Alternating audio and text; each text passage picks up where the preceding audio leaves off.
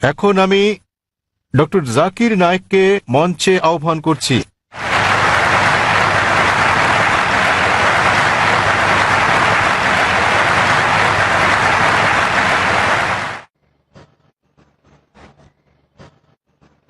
আলহামদুলিল্লাহ ওয়াসসালাতু ওয়াসসালাম আলা রাসূলিল্লাহ ওয়া আলা আলিহি ওয়া সাহবিহি আজমাইন, আম্মা বাদ।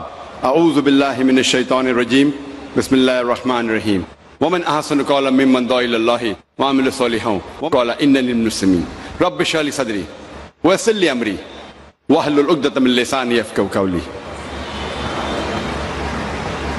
শ্রদ্ধেয় গুরুজনেরা এবং আমার প্রিয় ভাই বোনেরা, আমি আপনাদের স্বাগত জানাই ইসলামিক সম্ভাষণে। আসসালামু আলাইকুম ওয়া রাহমাতুল্লাহি ওয়া বারাকাতুহু। আল্লাহ সুবহানাহু ওয়া তাআলার দয়া, শান্তি ও রহমত আপনাদের সকলের উপর বর্ষিত হোক। আলহামদুলিল্লাহ, এটা আমার জন্য অত্যন্ত সম্মান এবং আনন্দের ব্যাপার যে চেন্নাইতে অনুষ্ঠানরত এই চতুর্থ শান্তি ইসলাম ধর্মীয় সম্মেলনে আসতে পেরে। আলহামদুলিল্লাহ, এটা আমার জন্য আরও সম্মানের। দ্বিতীয় শেষ দিনের প্রশ্নোত্তর পর্ব পরিচালনা করতে পেরে, যেমনটা বলেছেন ভাই জাকির আহমেদ, যে আমরা অনুরোধ করব যদি কোনো অমুসলিম থেকে থাকেন তাদেরকে আগে প্রশ্ন করার সুযোগ দেওয়া হোক।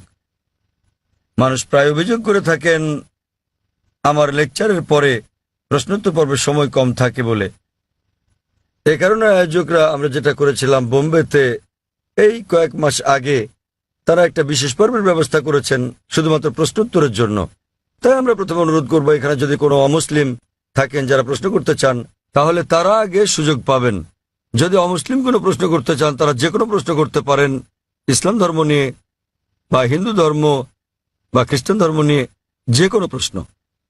আর যদি ইসলামের কোনো বিষয় সঠিক বলে মনে না হয়, ইসলামের কোনো নিয়মকানুনের সাথে যদি দ্বিমত পোষণ করেন, যদি কোরআনের কোনো বিষয়ের সাথে একমত না হন, সেটাও জিজ্ঞেস করতে পারেন। আমি যুবক মানুষ, আমি নিতে পারবো।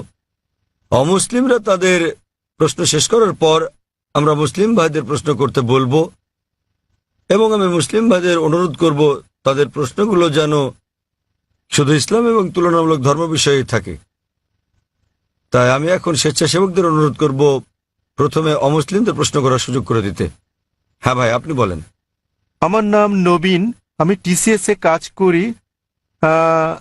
যখনই কোনো মুসলিম ধর্ম উপদেশ দেয় তারা আল্লাহর নাম নিয়ে শুরু করে এবং মুহাম্মদের নামও বলে। তারা কেন যীশু খ্রিস্টের নাম বলে না, যিনি কিনা আল্লাহর একজন নবী ছিলেন? এবং আমার মনে হয় অনেকটা অজ্ঞতাবশতই মুসলিমরা যীশু খ্রিস্টকে নিয়ে কথা বলে, শুধু খ্রিস্ট ধর্ম নিয়ে কথা বলার সময়ই। তাহলে মুসলিমরা যখন কথা বলা শুরু করে তারা কেন আল্লাহ এবং মুহাম্মদের নামের পর যীশু খ্রিস্টের নামও বলে না, যেহেতু তিনি নিজেও আল্লাহর একজন নবী ছিলেন? ভাই, খুব ভালো প্রশ্ন করেছেন যে যখন মুসলিমরা আলোচনা শুরু করে ইত্যাদি, তারা প্রথমে আল্লাহ সুবহানাহু ওয়া তাআলার নাম স্মরণ করেন, এরপর আল্লাহর রাসূল মুহাম্মদ সাল্লাল্লাহু আলাইহি সাল্লামের নাম নেন। কেন তারা নাম নেন না যীশু খ্রিস্টের, তার উপর শান্তি বর্ষিত হোক?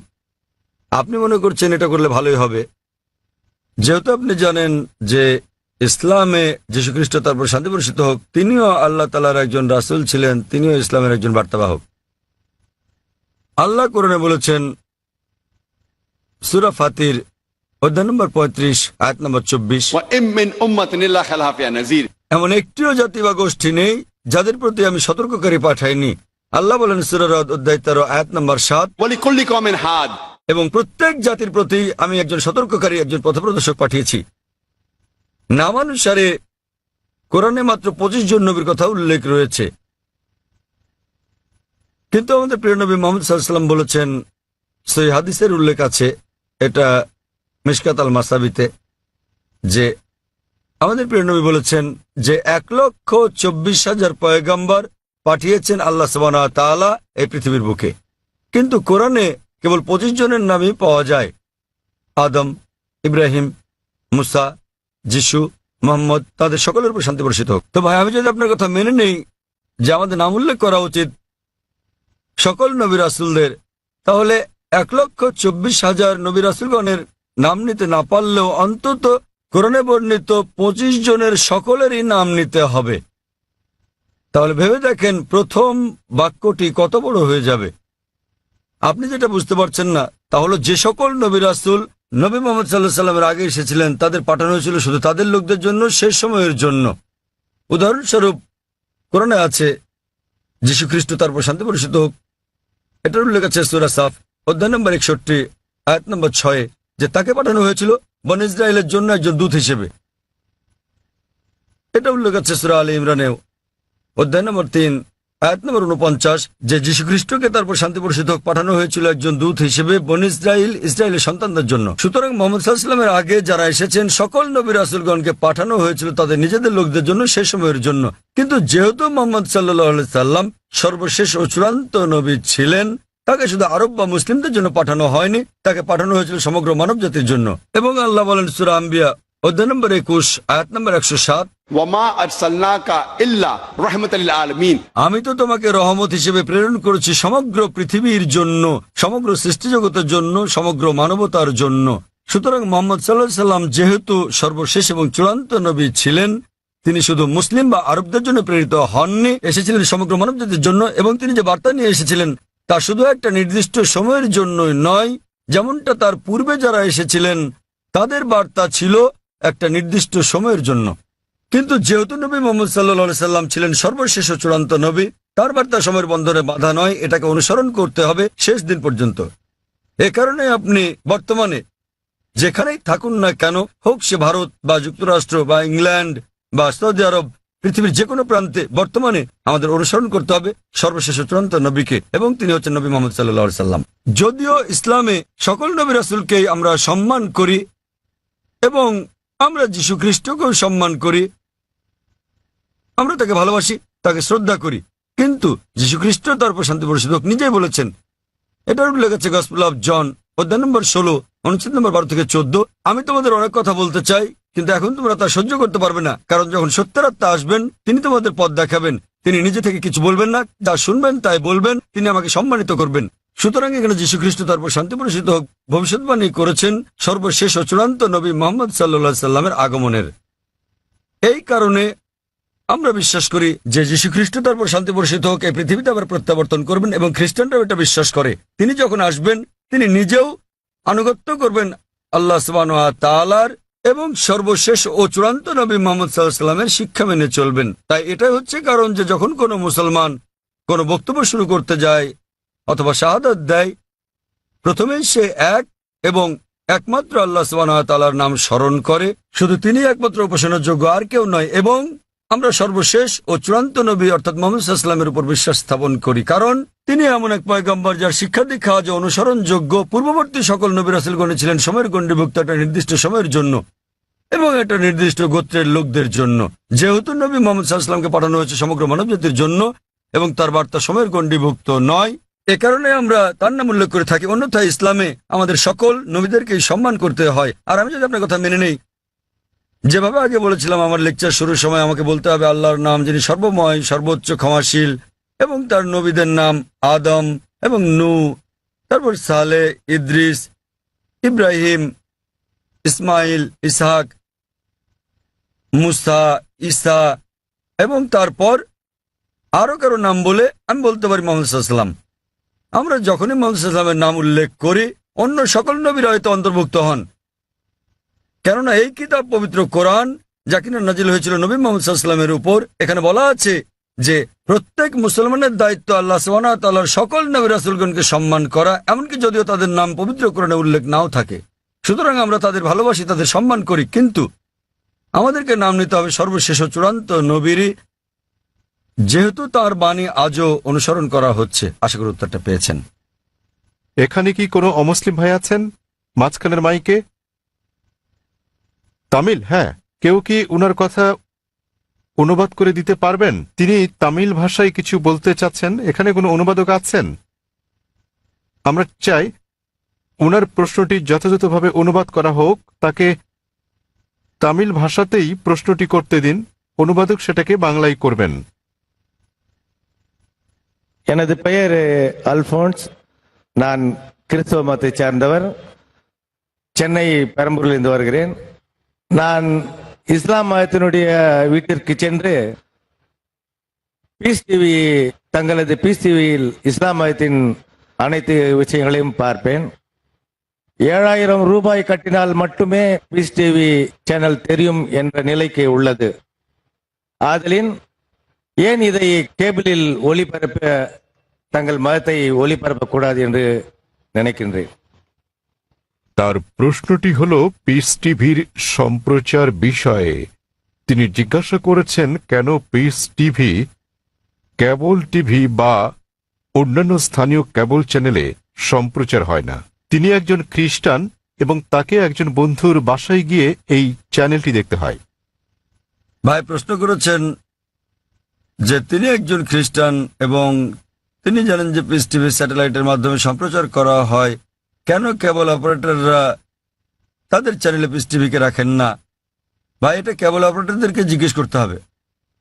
আমরা যা করছি তাহলে আমরা খেয়াল রাখছি যে পিস টিভি চালু আছে এবং এটা পৃথিবীর যে কোনো প্রান্ত থেকে দেখা যায় কিনা। আলহামদুলিল্লাহ, আমরা পিস টিভির 6টি আলাদা স্যাটেলাইট থেকে সম্প্রচার করছি এবং এটা পুরো পৃথিবী জুড়ে পৌঁছে যাচ্ছে। এশিয়া, মধ্যপ্রাচ্য, আফ্রিকা, অস্ট্রেলিয়া, ইউরোপ, উত্তর আমেরিকা, দক্ষিণ আফ্রিকা, সমগ্র বিশ্ব জুড়ে। আর ভারতের বিভিন্ন জায়গায় কেবল অপারেটররা পিস টিভিকে তাদের তালিকায় যোগ করেছেন, কেউ কেউ করছেন না। আপনি তাদেরকে জিজ্ঞেস করতে পারেন কেন তারা পিস টিভিকে তাদের তালিকায় যোগ করছেন না। আর দ্বিতীয়ত, কেউ যদি পিস টিভি দেখতে চান পৃথিবীর যে কোনো প্রান্ত থেকে, তিনি একটা ব্যক্তিগত ডিশ লাগিয়ে নিতে পারেন। বড় জোর 6,000 রুপি খরচ হবে। $150 খরচে পৃথিবীর যে কোনো প্রান্ত থেকে ডিশ এবং ডিকোডার বসালে এটা ফ্রি টু এয়ার চ্যানেল, আপনি এটা দেখতে পারবেন। আপনাকে মাসে মাসে টাকা দিতে হবে না। এটা free to air channel, dish এবং ডিকোডারের খরচ পড়বে প্রায় 6,000 রুপি। এটা আপনি বসাতে পারেন আপনার ছাদে বা বারান্দায় এবং ইনশাল্লাহ আপনি সারা জীবন দেখতে পারবেন, আপনাকে কোনো টাকা দিতে হবে না এর জন্য। আর আমাদের দুটো চ্যানেল আছে, একটা পিস টিভি ইংলিশ, আরেকটা হলো পিস টিভি উর্দু। তাই একবার ডিশ বসালে ইনশাল্লাহ আপনি দুটো চ্যানেলই দেখতে পারবেন। এবং আপনি যদি এটা আপনার বিল্ডিংয়ে বসান এবং 50টা বাড়িতে এই ডিশ লাইনটা ভাগ করে নেন, বাড়ি প্রতি হয়তো খরচ পড়বে মাত্র কয়েকশো রুপি। সুতরাং যে কেউ দেখতে চাইলে এইভাবে দেখতে পারেন। আর পিস টিভিকে ইন্টারনেটেও আমরা দিয়ে দিয়েছি। স্বাভাবিকভাবে ইন্টারনেটের গুণগত মান স্যাটেলাইটের তুলনায় অনেক নিম্নমানের হবে। আপনি ইন্টারনেটে www.peacetv.org এই সাইটে দেখতে পারবেন। এমনকি মোবাইলেও সম্প্রতি আমরা পিস টিভি মোবাইলও চালু করেছি। আপনার কাছে যে হ্যান্ডসেটই থাকুক না কেন, নোকিয়া অথবা আইফোন, আমরা চেষ্টা করছি বিশ্বের 80% হ্যান্ডসেটের জন্য এটাকে সহজলভ্য করতে। তবে ফোনটা যত উঁচু মানের হবে, যদি আপনি তৃতীয় প্রজন্মের ফোন নিয়ে থাকেন এর মান অনেক উন্নত হবে। যদি ওয়াইফাই ব্যবহার করেন উন্নত মান পাবেন। সুতরাং হ্যান্ডসেটের উপর নির্ভর করে আপনি মোবাইলেও পিস টিভি দেখতে পারেন। এটা সম্পূর্ণ বিনামূল্যে। এর ওয়াপ ইন্টারনেটের জন্য www.peacetv.org, মোবাইলের জন্য এর ওয়াপ wap.peacetv.org। আশা করি উত্তরটা পেয়েছেন। হ্যাঁ বোন, আপনার প্রশ্নটি করুন। শুভ সন্ধ্যা, আমার নাম নিখিলা। আমি ডেন্টালের একজন ছাত্রী। ইসলাম সম্পর্কে আমার জ্ঞান আসলেই কম। আমি যতটুকু জানি আমার বন্ধুদের কাছ থেকে শুনেছি। আমার প্রশ্ন হচ্ছে, আমি একটি পোস্টারে দেখেছি যে বলা আছে সঙ্গীত এবং নৃত্য ইসলামে গ্রহণযোগ্য নয়। এটা কেন? মানে আমি বলতে চাইছি যে আপনি এটা এমনি এমনি বলতে পারেন না যে গান বাজনা বা নৃত্য করো না। যেমন আপনি যদি বলেন যে ভরতনাট্যম বা অন্য কোনো নৃত্যের ব্যাপারে যেখানে সঙ্গীত আছে, এমনকি এমনিতেও আমরা সঙ্গীতের মাধ্যমে ঈশ্বরের প্রশংসা বা নিজেদের আবেগ প্রকাশ করে থাকি, তাহলে গান বাজনা গ্রহণযোগ্য নয় কেন? বোন জিজ্ঞেস করলেন যে কেন ইসলাম ধর্মের সঙ্গীত এবং নৃত্য নিষিদ্ধ। প্রথমে আমি সঙ্গীত নিয়ে বলছি, এরপর নৃত্য। সঙ্গীতের ব্যাপারে বলা যাবে, আমাদের প্রিয় নবী মুহাম্মদ সাল্লাল্লাহু আলাইহি ওয়াসাল্লাম বলেছেন যে সঙ্গীতের বাদ্যযন্ত্র সাধারণ নিয়মে সবই নিষিদ্ধ, তবে তিনি যেটার অনুমতি দিয়েছিলেন সেটা দাফ, একপাশে খোলা ড্রাম যাকে বলা হয় ডাফ বা ডাফলি। বাকি সবগুলোই নবী নিষিদ্ধ করেছেন, কারণ আপনি যদি ভেবে দেখেন এটা আপনাকে দূরে নিয়ে যায় আল্লাহ সুবহানাহু ওয়া তাআলার জিকির থেকে, সর্বশক্তিমানকে স্মরণ করা থেকে। এ কারণে যখন আমরা এরকম গান শুনি, যেমন ধরেন সিনেমার গান হোক, সেটা হিন্দি, মালায়ালাম, তামিল বা অন্য কিছু, আপনি দেখবেন যে এই হিন্দি সিনেমার গানগুলোর বেশিরভাগ কথায় একেবারে বাস্তবতা বহির্ভূত। আপনি জানেন যে নায়ক নায়িকাকে বলছে, मैं तुम्हारे लिए चांद तोड़ के लेके आऊंगा, मैं तुम्हारे लिए सितारे तोड़ के लेके आऊंगा। আমি তোমার জন্য চাঁদ নিয়ে আসবো, আমি তোমার জন্য তারা নিয়ে আসবো। আমরা জানি এটা সম্ভব না, কোনো মানুষ তার প্রেমিকার জন্য চাঁদ তারা নিয়ে আসতে পারে না। তবুও আমরা বলে থাকি পরিস্থিতি বা আবেগ ইত্যাদির কারণে। তো এই কারণে সাধারণ অনুশাসন হচ্ছে যে সঙ্গীত একজন মানুষকে আল্লাহ সুবহানাহু ওয়া তাআলার কাছ থেকে দূরে নিয়ে যায়। এ কারণে আমাদের প্রিয় নবী বাদ্যযন্ত্রকে নিষিদ্ধ করেছেন দাফ ছাড়া, অথবা সাধারণভাবে কণ্ঠস্বর। উদাহরণস্বরূপ যদি কেউ কোরআন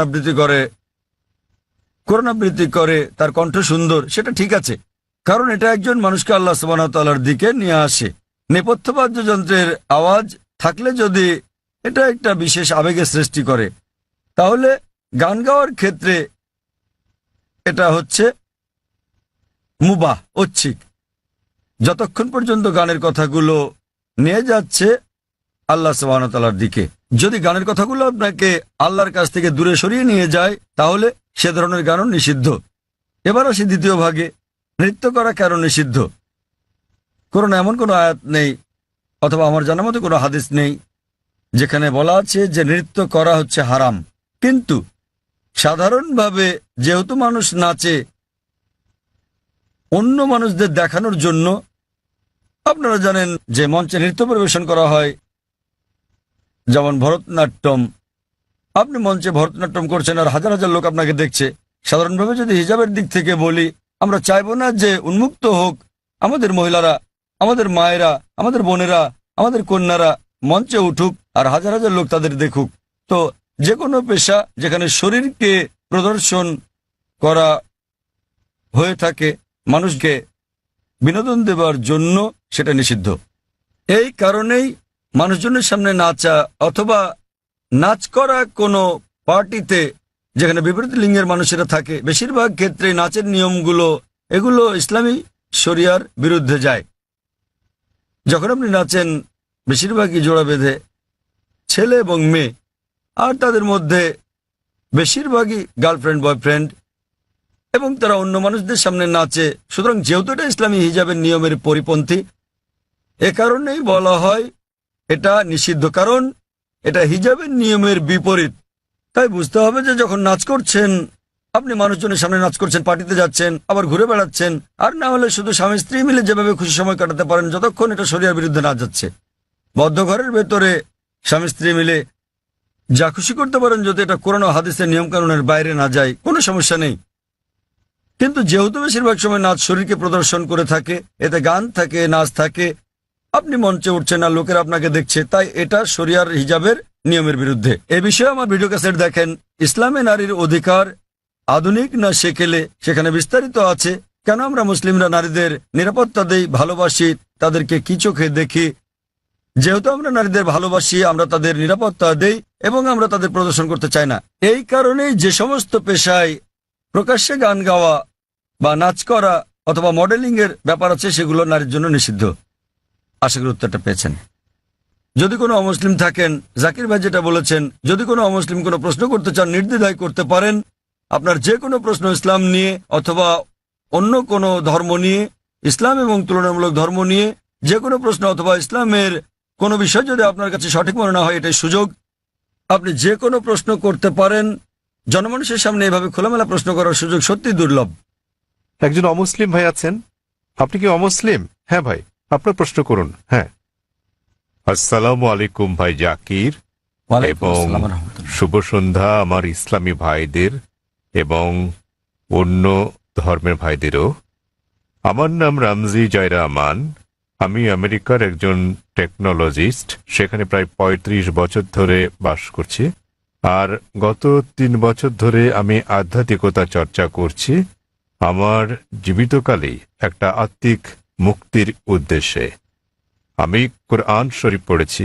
আমার একজন বন্ধু আছে, বলতে পারেন আজীবনের বন্ধু। গত ৪৫ বছর ধরে সে একজন খাঁটি মুসলমান। আমার প্রশ্ন হচ্ছে, প্রথমে আমাকে একটি কথা বলতে দিন, তারপর আমি আমার প্রশ্নটি করব। আমরা যখন কিছু বুঝতে চাই, হোক সেটি ধর্ম নিরপেক্ষ অথবা ধর্মীয়, আমরা বই পড়ে সেটি জানি, কিন্তু যখন আমরা বইটি পড়ি আমরা সেটা বুঝে বুঝেই পড়ি। তাই যদি হয় তাহলে কেন প্রায় 1 ঘন্টা ধরে আপনার ছেলে বক্তৃতা করেছিল কোরআন বুঝে পড়ার বিষয়ে, বিশেষত সৌদি আরবের ভাষা আরবি ভাষার বিষয়ে? কেননা আমি যা অনুভব করি এবং চর্চা করি যে কোরআন ভাষার অনেক ঊর্ধ্বে, তো প্রত্যেক মুসলমানের আরবি ভাষা শিখতে হবে। বিষয়টা আমার কাছে কিছুটা জোর জবরদস্তিমূলক মনে হয়েছে। কোরআন কি তাই বলে? ভাই একটা ভালো প্রশ্ন করেছেন। বললেন যে তিনি আধ্যাত্মিকতা শিখতে চান এবং তিনি কোরআন পড়েছেন, কিন্তু তিনি বুঝতে পারেননি যে কেন একটা বক্তৃতা যা ফারিক নায়েক করেছিল আমার ছেলে কোরআন বুঝে পড়ার জন্য আরবি ভাষা শেখার গুরুত্ব নিয়ে, আর এটা কেন আবশ্যিক। আপনি যদি আমার ছেলের পুরো আলোচনাটা শুনে থাকেন, সে কখনো এটা বলেনি যে প্রত্যেক মুসলমানের জন্য আরবি শেখা আবশ্যিক। সে কখনোই বলেনি। আরবি জানাটা বেহেশতে যাওয়ার জন্য পূর্ব শর্ত নয়, কারণ আমি নিজেও আরবি জানি না। আমি নিজেও আরবি একটা ভাষা হিসেবে শিখিনি, এদিক সেদিকে একটু একটু বুঝতে পারি। আমি আরবি ভাষা জানি না, কিন্তু আমার ছেলে জানে মাশাআল্লাহ, সে আমার চেয়ে ভালো জানে। সে কোরআন সরাসরি অনুবাদ করতে পারে, আমি পারি না। কিন্তু তার আলোচনায় যদি আপনি শুনে থাকেন, সে বলেছিল যে যদি আপনি আরবি না জানেন কমপক্ষে অনুবাদটা পড়েন। তো তার বক্তব্য ছিল কোরআন বুঝে পড়া উচিত, আর প্রশ্ন ছিল আল কোরআন কি বুঝে পড়া উচিত, হ্যাঁ অথবা না? আর উত্তর ছিল হ্যাঁ, সে আবশ্যক। সে বলেছিল আপনার কমপক্ষে অর্থ বুঝে পড়া উচিত কোরআন, আর কোরআন বুঝে পড়ার সবচেয়ে ভালো উপায় হচ্ছে আরবিকে ভাষা হিসেবে শেখা। আপনি যখনই কোনো বই অনুবাদ করেন, কোনো সাধারণ বই অনুবাদ করতে গেলে অনুবাদটা কখনো 100% সঠিক হবে না। এটা হতে পারে 80%, 90%, 99%। ভাষাটা যত বেশি কঠিন হবে, যত বেশি বিশুদ্ধ হবে, অনুবাদ তত বেশি কঠিন হবে। কোরআন হচ্ছে পৃথিবীর সবচেয়ে অনুবাদ অযোগ্য বই। তাই কোরআনের অনুবাদ কখনোই কোরআনের অনুরূপ হবে না, কারণ আরবি ভাষাটা এতই শক্তিশালী, এতই বিশুদ্ধ, আর এছাড়া এটা সর্বশক্তিমান আল্লাহ সুবহানাহু ওয়া তাআলার বাণী। এই কারণেই সর্বোৎকৃষ্ট উপায় হচ্ছে আরবিকে ভাষা হিসেবে শেখা। দ্বিতীয়ত, আপনি যদি আরবি ভাষা না জানেন, তাহলে সে বলেছিল যে ভাষাটা ভালো জানেন সেই ভাষায় অনুবাদটা পড়েন। আপনি ইংরেজি জানলে ইংরেজিতে পড়ুন, তামিল জানলে তামিলে পড়ুন, হিন্দি জানলে হিন্দিতে, বাংলায় জানলে বাংলায় কোরআনের অনুবাদ পড়ুন। সে যা বলেছিল তার মূল বক্তব্য ছিল কোরআন পড়ুন অর্থ সহকারে। এখন এই প্রশ্নটা একজন সাধারণ মানুষের পক্ষে খুবই স্বাভাবিক। আপনার প্রশ্ন ছিল কেন একজন মানুষ বলবে যে বইটি অর্থ বুঝে পড়ো? অর্থ তো বোঝাই গেছে। যখনই কোনো বই পড়া হয় সেটি তো অর্থ বুঝেই পড়া উচিত। কিন্তু আপনি বুঝতে পারেননি যে মুসলিম সম্প্রদায়ের মধ্যে দুঃখজনকভাবে, যেমনটা আমার ছেলে বলেছে, যে শতকরা 80%-এরও বেশি মুসলমান আরব নন এবং তারা আরবি ভাষা জানেন না। এখানে নবীর একটা হাদিস আছে, তিনি বলেছেন যদি তোমরা কোরআন তেলাওয়াত করো তো সব পাবে। সেই কারণে বেশিরভাগ মুসলিম যখন কোরআন পড়ে তারা আরবিতেই পড়ে, কিন্তু তার অর্থটা বোঝে না। তাই এটা পৃথিবীর সবচেয়ে বেশিবার পড়া বই, কিন্তু একই সাথে অর্থ না বুঝে সবচেয়ে বেশিবার পড়া বই ওটি। তো আমার ছেলে বলেছিল আরবি অংশটা পড়ার পরে যা বেশিরভাগ অমুসলিমই বোঝেন না, অন্তত সেই অংশের অনুবাদটা পড়েন সেই ভাষায়, যে ভাষাটা আপনি ভালো বোঝেন। সে জোর দিচ্ছিল যে কোরআন নির্দেশনামূলক গ্রন্থ, এটি সর্বশক্তিমান আল্লাহর গ্রন্থ। সে সকল মুসলমানকে অনুরোধ করেছে যে আরবিটা পড়ার পাশাপাশি অনুবাদটাও পড়েন, যার স্থান দ্বিতীয়, কিন্তু সবচেয়ে ভালো আরবিকে একটি ভাষা হিসেবে শেখা। কেননা আপনি যদি আরবি জানেন এবং শুদ্ধ ভাষা জানেন, যা আমরা আমাদের স্কুলে শেখাই, ইসলামিক ইন্টারন্যাশনাল স্কুল বোম্বে এবং ইসলামিক ইন্টারন্যাশনাল স্কুল চেন্নাইতে, তাহলে সংযোগ সূত্র পেয়ে যাবেন এবং কোরআনের অর্থ বোঝাটা আরো ভালোভাবে হবে। আশা করি উত্তরটা পেয়েছেন। ধন্যবাদ। সেখানে কি কোনো অমুসলিম ভাই আছেন? হ্যাঁ হ্যাঁ ভাই, আপনার প্রশ্নটি করুন। শুভ সন্ধ্যা ডাক্তার সাহেব, আমি রাজা, একজন নির্বাহী অফিসার, চেন্নাই থেকে এসেছি। প্রশ্ন করার আগে আমি একটি উদাহরণ দেব, তারপর আমি আমার প্রশ্নটি করব। বিজ্ঞানীরা অনেক ধরনের জিনিস আবিষ্কার করেছেন মানব জাতির জন্য। উদাহরণস্বরূপ বলা যায় আলেকজান্ডার গ্রাহাম বেল টেলিফোন আবিষ্কার করেছেন, কিন্তু আলেকজান্ডার গ্রাহাম বেলের সময় ফোন ছিল অন্য রকম। কিন্তু এখন আমাদের এই আধুনিক 24 শতকে আমরা ব্যবহার করছি মোবাইল, ইমেইল পাঠাচ্ছি, ইন্টারনেট, ফ্রিল্যান্স, ছবি, সারা বিশ্ব জুড়েই। আমি যা বলতে চাইছি, মানুষ যাই সৃষ্টি করেছে তার কিছু অংশের পরিবর্তন হতে পারে, কিন্তু একটা ব্যাপার আমি বুঝি, তা হলো যদিও আমি একজন আধ্যাত্মিক মানুষ, তো এই সাপ্তাহিক চক্র অর্থাৎ সপ্তাহের 7 দিন এটা সারা বিশ্বেই একই নিয়মে পালন করা হয়, হোক এটা ভারতে, আফগানিস্তানে, অথবা হতে পারে জার্মানি, ইউরোপ, মধ্যপ্রাচ্য, আফ্রিকা, যেখানেই হোক না কেন। প্রায় 600 কোটি মানুষ এই সাপ্তাহিক চক্রকে অনুসরণ করে, অর্থাৎ 7 দিন, রবিবার থেকে শনিবার। আমার মনে হয় ডাক্তার সাহেব, এই 7 দিনের সাপ্তাহিক চক্র কোনো মানুষের দ্বারা তৈরি হয়নি। আমি বুঝতে পেরেছি এই সাপ্তাহিক চক্র তৈরি হয়েছে সর্বশক্তিমান সৃষ্টিকর্তার হাতেই। আমি প্রশ্ন করতে চাই যে এই 7 দিনের চক্রের কথা কি কোনো ধর্মগ্রন্থে লেখা আছে? আর সাথে আরেকটি প্রশ্ন, সেটি হলো যে আল কোরআনে কি সৃষ্টির কোনো নিয়মের উল্লেখ আছে কিনা? এইটুকুই। ভাই একটা প্রশ্ন করলেন যে মানুষ যখন কোনো কিছু আবিষ্কার করে, উদাহরণ হিসেবে আলেকজান্ডার গ্রাহাম বেলের টেলিফোন আবিষ্কারের কথা বলেছেন, কিন্তু সময়ের সাথে সাথে এটা বদলাতে থাকে, আর এখন আমরা মোবাইল ফোন ব্যবহার করছি যা অনেকটা ভিন্ন। এগুলো মানুষের সৃষ্টি, কিন্তু এই সাপ্তাহিক চক্র সারা পৃথিবীতে অনুসরণ করা হয়। এটা সর্বশক্তিমান আল্লাহর সৃষ্টি, সর্বশক্তিমান আল্লাহর সৃষ্টি, সেজন্য এটা সমগ্র পৃথিবীতে অনুসরণ করা হয়। তিনি জানতে চান যে এই পৃথিবীর এই আবিষ্কারের কথা কোরআনে অথবা আগের ধর্মগ্রন্থগুলোতে উল্লেখ আছে কি না। ভাই আপনাকে একটা কথা বলি, আমি আপনার সঙ্গে একমত। মানুষ যখন কোনো কিছু আবিষ্কার করে সেটার বিবর্তন হতে থাকে, উন্নতি হতে থাকে, শুধুমাত্র আল্লাহরটা ছাড়া। আল্লাহ হলেন নিখুঁত, তিনি কিছু সৃষ্টি করলে সেটা নিখুঁতভাবে সৃষ্টি করেন, অথবা তিনি ধাপে ধাপে এটাকে উন্মোচন করতে পারেন, কারণ সৃষ্টির জন্য তিনি যেটা সৃষ্টি করেছেন মানুষের জন্য তারা বুঝতে নাও পারে। উদাহরণস্বরূপ তিনি অনেক নবী পাঠিয়েছেন। প্রথম নবী ছিলেন আদম আলাইহিসসালাম, এবং তারপর অনেক নবী পাঠিয়েছেন, 1,24,000। সর্বশেষ নবী মুহাম্মদ সাল্লাল্লাহু আলাইহি সাল্লাম, তিনি অনেক বাণী পাঠিয়েছেন, অনেক গ্রন্থ। কিছু কিছু গ্রন্থের কথা কোরআনে উল্লেখ আছে, তাওরাত, জবুর, ইনজিল, এবং সর্বশ্রেষ্ঠ কোরআন। এমন না যে সর্বশক্তিমান আল্লাহ কোরআনের সম্পর্কে জানতেন না। ওই সময় মানুষ সেই বার্তাটা গ্রহণ করার উপযুক্ত ছিল না, তাই মানুষের অনুধাবন ক্ষমতার উপর ভিত্তি করে তিনি একের পর এক গ্রন্থ পাঠিয়েছেন। যখন তিনি দেখলেন যে মানুষ এবার মর্ম বুঝতে পারবে, তখন তিনি সর্বশেষ চূড়ান্ত গ্রন্থ আর সর্বশেষ চূড়ান্ত নবী মুহাম্মদ সাল্লাল্লাহু আলাইহি সাল্লামকে পাঠালেন। এবার আপনার প্রশ্নে আসি, সাপ্তাহিক চক্রের ব্যাপারে। 7 দিন সমগ্র পৃথিবীতে অনুসরণ করা হয়। আপনি বলেছেন রবিবার থেকে শনিবার। এই 7 দিনের চক্র সারা পৃথিবীতেই আছে, কিন্তু এটা সব জায়গায় এক নয়।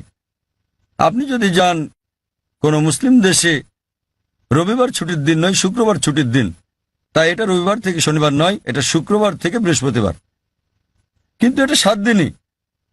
তো এই 7 দিনের চক্রটা একই আছে, দিনগুলো ভিন্ন হতে পারে, যেমন এইসব ছুটির দিন ইত্যাদি। আর একইভাবে আপনি যদি বাইবেল পড়েন, বাইবেলের 7 দিনের কথা বলে থাকে সৃষ্টিকালের ব্যাপারে। এমনকি ইহুদি ধর্মগ্রন্থ এই কথা বলা আছে, পবিত্র কোরআনে ওই কথা আছে, হাদিসে ওই কথা বলে থাকে। কোরআনে বলা আছে অনেক জায়গায় যে সর্বশক্তিমান আল্লাহ পৃথিবী তৈরি করেছেন 6 দিনে, 6টি পর্যায়ে।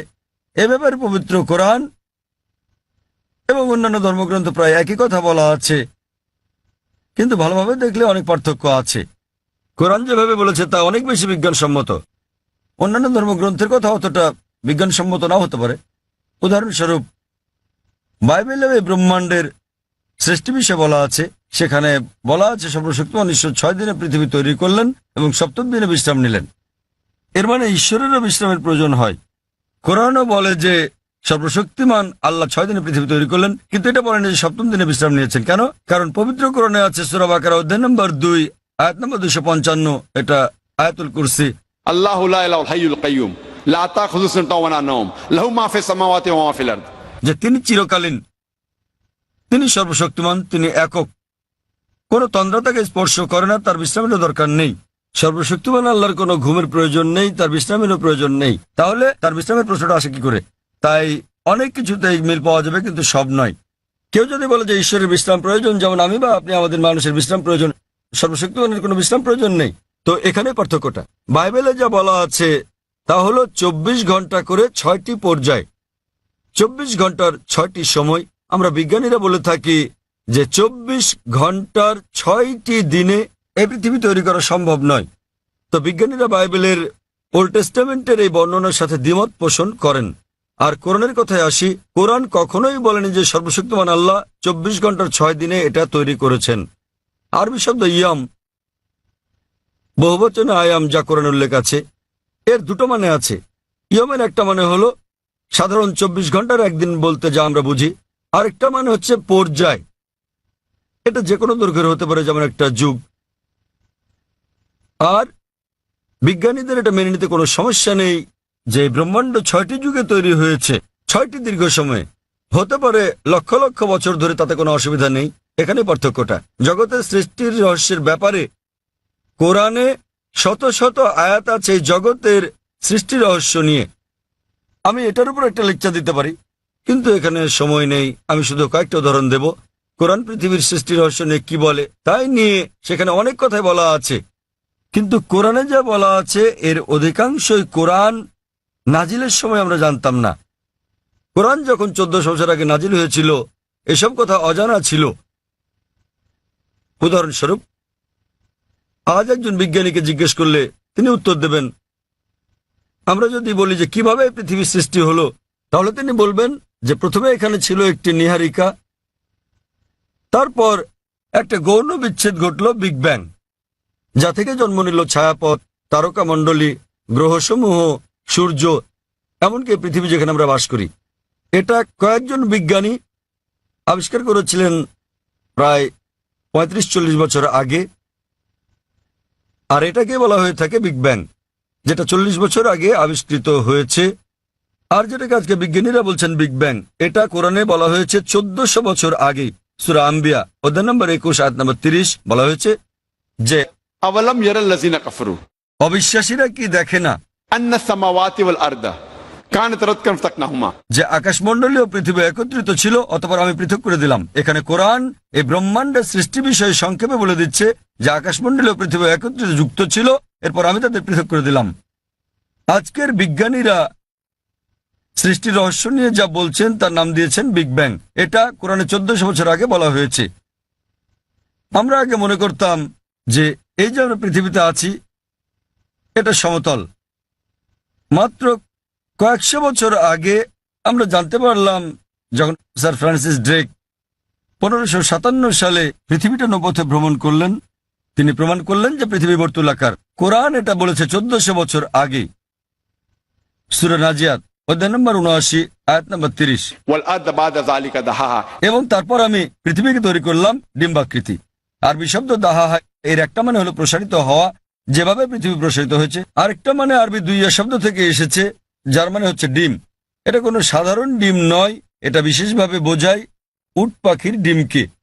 এবং আমরা জানি পৃথিবী একটা বলের মতো সম্পূর্ণ গোলাকার নয়, এটা দুই প্রান্তে একটু চ্যাপ্টা। এবং আমরা যদি একটা উট পাখির ডিমের আকৃতি চিন্তা করি, সেটাও আসলে বর্তুলাকৃতির। একবার চিন্তা করেন, কোরআন পৃথিবীর বর্তুলাকৃতির কথা বলেছে 1400 বছর আগেই। আগে আমরা মনে করতাম চাঁদের আলো তার নিজস্ব আলো। সম্প্রতি বিজ্ঞান থেকে জানতে পেরেছি 100 বছর বা 200 বছর আগে যে চাঁদের আলো তার নিজের আলো নয়, বরং সেটা প্রতিফলিত আলো। কোরআন এটা বলেছে 1400 বছর আগেই। সূরা ফুরকান অধ্যায় নম্বর 25 আয়াত নম্বর 61 যে সর্বশক্তিমান আল্লাহ আকাশে তৈরি করেছেন নক্ষত্রপুঞ্জ, আর সেখানে জেলে দিয়েছেন একটি প্রদীপ, সূর্য, যা তার নিজের আলোয় জ্বলে, আর চাঁদ জলে প্রতিফলিত বা ধার করা আলোয়। চাঁদের আলোর আরবি শব্দ হচ্ছে মুনির বা নূর, যার মানে হচ্ছে ধার করা বা প্রতিফলিত আলো। কিন্তু সূর্যের আলোর জন্য ব্যবহৃত হচ্ছে ওয়াহাজ, সিরাজ, দিয়া, অর্থাৎ মশাল। গনগনে প্রদীপ, প্রজ্বলিত আলো, যা সূর্যের আলোকেই তার নিজস্ব আলো হিসেবে বোঝাচ্ছে। এখানে অনেক আয়াত আছে কোরআনে যা সৃষ্টিজগৎ বিষয়ে, জ্যোতির্বিদ্যা বিষয়ে বলে। আমি যখন ছিলাম স্কুলে আমি পড়েছিলাম যে সূর্য যদিও ঘুরে, এটা তার নিজের অক্ষে আবর্তন করে না, এটা নিশ্চল। কোরআনের সূরা আম্বিয়াতে বলে, অধ্যায় নম্বর 21 আয়াত নম্বর 33, হুয়াল্লাযী খালাকাল লাইলা ওয়ান নাহারা আল্লাহ সৃষ্টি করেছেন দিন ও রাত, ওয়াশ শামসা ওয়াল কামার সূর্য এবং চন্দ্র, কুল্লুন ফি ফালাকি ইয়াসবাহুন। প্রত্যেকে তার নিজ কক্ষপথে বিচরণ করছে। কোরআন বলছে সূর্য এবং চন্দ্র আবর্তন করা ছাড়াও তাদের নিজস্ব অক্ষের উপর ঘুরছে। আর আজ বিজ্ঞানের এত উন্নতির পরে আমরা জানি যে আমরা একটা টেবিলের উপর যদি সূর্যের ছায়া দেখি তাহলে আমরা দেখতে পাবো যে সূর্যের গায়ে কালো দাগ রয়েছে, এবং এই কালো দাগগুলো প্রায় 25 দিনে একবার সম্পূর্ণ আবর্তন করে, যা দিয়ে বোঝায় সূর্য প্রায় 25 দিনে একবার আবর্তন করে। আর এভাবেই কোরআন বলে আকাশের কথা যে এটা একটা ছাদের মতো। সূরা আম্বিয়া অধ্যায় নম্বর 21 আয়াত নম্বর 32। কোরআন পদার্থের প্রথম অবস্থার কথা বলে প্লাজমা। কোরআন বলে সূরা জারিয়াতে অধ্যায় নম্বর 51 আয়াত নম্বর 47 যে আমি এই বিশাল আকাশকে নির্মাণ করেছি, ক্রমবর্ধনশীল বিশ্ব যা আমরা সম্প্রতি জেনেছি। এভাবেই কোরআনের অনেক জায়গায় সৃষ্টি রহস্যের কথা বলা হয়েছে। কিন্তু লক্ষ্য করার মতো বিষয় হলো অন্যান্য ধর্মগ্রন্থের মতো অন্যান্য ধর্মগ্রন্থ যেমন বেদ, বাইবেল, সেগুলোও বলে থাকে সৃষ্টি রহস্যের বিষয়ে। সৃষ্টির বিষয়ে তাদের অনেক বক্তব্যই বিজ্ঞানের সাথে মিলে যায়, কিন্তু অনেক বক্তব্যই আবার বৈজ্ঞানিক প্রমাণের বিপরীতে অবস্থান করে। কিন্তু কোরআনের ব্যাপারে বলা যায়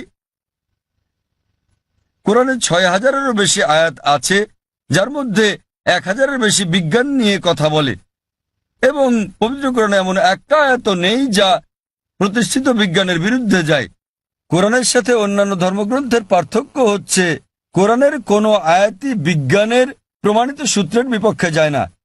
এটা কোনো তত্ত্বের বিপক্ষে যেতে পারে, কারণ তত্ত্ব বদলে যায়, কিন্তু একটি আয়াত প্রতিষ্ঠিত বিজ্ঞানের বিপক্ষে যায় না। এই কারণেই কোরআন একটি অনন্য গ্রন্থ, আর বলা যায় এটি সর্বশক্তিমান আল্লাহর একমাত্র আসমানি কিতাব, একমাত্র ধর্মগ্রন্থ যা তার প্রকৃত রূপে এখন পর্যন্ত অবিকৃত আছে। এই কারণেই আপনি যদি সমস্ত ধর্মগ্রন্থগুলোকে বিজ্ঞান দিয়ে পরীক্ষা করেন, সবগুলো ফেল করবে কোরআন ছাড়া। আর কোরআন হলো এই পৃথিবীর বুকে একমাত্র ধর্মগ্রন্থ যা বিজ্ঞানের পরীক্ষায় পাশ করবে। আশা করি উত্তরটা পেয়েছেন। হ্যাঁ, আমাদের বোনদের কাছ থেকে কোনো প্রশ্ন আছে কি? কোনো অমুসলিম বোন আছেন? জি আছি। হ্যাঁ বোন, আপনি আপনার প্রশ্নটি করুন।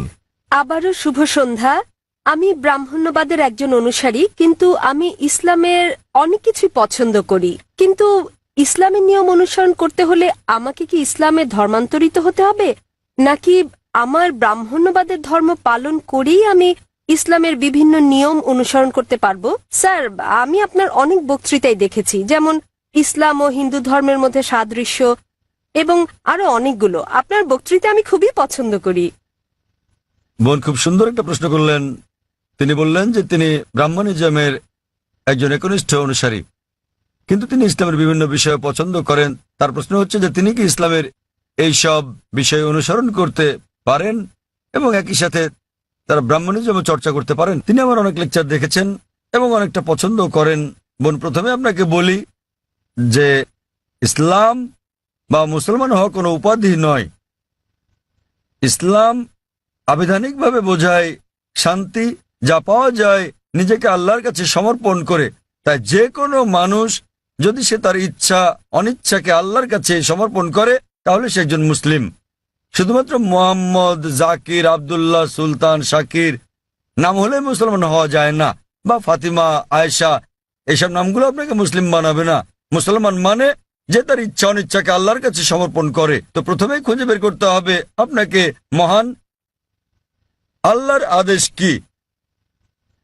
বোন বলেছেন যে তিনি ব্রাহ্মণিজমের একজন একনিষ্ঠ অনুসারী এবং তিনি ইসলামেরও বিভিন্ন বিষয় পছন্দ করেন। আর তিনি আমার অনেক টেপ, অনেক বক্তৃতা দেখেছেন যার মধ্যে ইসলাম ও হিন্দুইজমের সাদৃশ্য আছে। যদি এটা দেখে থাকেন তাহলে উত্তর দেওয়াটা আমার জন্য সহজ হবে, আপনার পক্ষে বোঝাটাও সুবিধা হবে। আপনি যদি দেখে থাকেন আমার হিন্দুইজম ইসলামের সাদৃশ্য নিয়ে বক্তৃতা, যেটা আমি বোধহয় প্রথম শান্তি সম্মেলন চেন্নাইয়ে দিয়েছিলাম, ইসলাম ও হিন্দু ধর্মের মধ্যে সাদৃশ্য। বোন, আপনি যদি ভেবে দেখেন, এমনকি যদি হিন্দু ধর্মের বইগুলোও পড়ে থাকেন, হিন্দু ধর্মগ্রন্থগুলো বলে যে নিজের ইচ্ছাকে ঈশ্বরের কাছে সমর্পণ করবেন। কিন্তু আমি যেটা বললাম যে সময়ের সাথে সাথে পূর্বের সকল ধর্মগ্রন্থ আগের মতো অবিকৃত অবস্থায় নেই, সেগুলো বিকৃতি এসেছে, জালিয়াতি হয়েছে, দুর্নীতি ঘটেছে। বেশিরভাগ পণ্ডিতগণই এই ধর্মগুলোর বিষয়ে, হোক সেটা হিন্দুইজম অথবা হোক খ্রিস্টানিজম অথবা ইহুদি ধর্ম, তারা একমত যে তাদের ধর্মগ্রন্থগুলো অবিকৃত রূপে সংরক্ষিত নেই। আর আপনি যদি আমার বক্তৃতা শুনে থাকেন, আমি শুরুতে যা বলেছিলাম, মহাভারত একটা গল্প যা অর্জুনের পিতামহ কর্তৃক বর্ণিত, এতে আছে ৮,০০০ শ্লোক। এরপর সময়ের সাথে সাথে পরিবর্তিত হতে হতে এতে চলে এলো ২৪,০০০ শ্লোক। এখন এর মধ্যে আছে ১,০০,০০০-এরও বেশি, ১,০০,০০০-এর বেশি শ্লোক। এটি কার কথা? মহাভারতের পণ্ডিতগণের। তো সময়ের সাথে সাথে সেগুলোতে হস্তক্ষেপ হয়েছে, তথ্য বিকৃতি ঘটেছে, কিন্তু তা সত্ত্বেও এরকম পরিবর্তনের পরও সবগুলো ধর্মগ্রন্থেই সর্বশক্তিমান ঈশ্বরের বাণী অবশিষ্ট রয়েছে। এবং আপনি যদি আমার বক্তৃতা শুনে থাকেন, সকল ধর্মের মূল কথা হচ্ছে সর্বশক্তিমান ঈশ্বর একজনই, তার কোনো মূর্তি নেই, তার কোনো ছবি নেই। সবগুলো ধর্মই বলে থাকে ঈশ্বর একজনই। আপনি হয়তো শুনেছেন আমার লেকচারে, আমি বলেছিলাম বিভিন্ন জায়গায়, যেমন ছান্দোক্য উপনিষদে অধ্যায় নম্বর ৬ অনুচ্ছেদ নম্বর ২ শ্লোক ১, एकम विद्वितीयम। মহান ঈশ্বর এক, অদ্বিতীয়। এবং শ্বেতাবতার উপনিষদ অধ্যায় নম্বর ৪ শ্লোক নম্বর ১৯ এবং যজুর্বেদ অধ্যায় ৩২ শ্লোক ৩ বলা আছে, न तस्य प्रतिमा अस्ति। মহান ঈশ্বরের কোনো প্রতিমা নেই, তার কোনো ছবি নেই। প্রতিমা মানে হচ্ছে মূর্তি, ফটোগ্রাফ, রেখাচিত্র, ছবি, ভাস্কর্য, মূর্তি, পুতুল। তাই ঈশ্বরের কোনো প্রতিমূর্তি নেই, কোনো ফটোগ্রাফ নেই, কোনো রেখাচিত্র নেই, কোনো ছবি নেই, কোনো ভাস্কর্য নেই, কোনো মূর্তি নেই, কোনো পুতুল নেই। তাই সকল ধর্মগ্রন্থই জোর দেয় সর্বশক্তিমান ঈশ্বরের একত্বের উপর। আর হিন্দু ধর্মের ব্রহ্মসূত্রটি হচ্ছে एकम ब्रह्म द्योतय नास्ते नैना नास्ते किंचन। भगवान एक ही है, दूसरा नहीं है, नहीं है, नहीं है, जरा भी नहीं है। ঈশ্বর একজনই, দ্বিতীয় কেউ নেই, কেউ নেই, কেউ নেই, কোথাও কেউ নেই। এবার আসি মূল প্রশ্নে, যা হলো একজন কট্টর ব্রাহ্মণ হয়েও আপনি ইসলামের শিক্ষা অনুসরণ করতে পারবেন কিনা।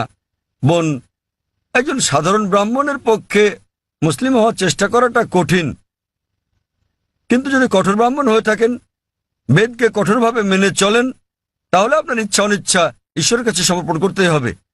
আপনি যদি সাধারণ ব্রাহ্মণ হয়ে থাকেন যে কিছু নিয়ম মানেন আবার কিছু মানেন না, তাহলে আপনার পক্ষে ঈশ্বরের কাছে নিজের ইচ্ছাকে সমর্পণ করা কঠিন হবে। কিন্তু যদি কঠোর ব্রাহ্মণ হয়ে থাকেন, বেদকে কঠোরভাবে মেনে চলেন, তাহলে আগে আমি যা বলেছি আপনাকে মানতেই হবে।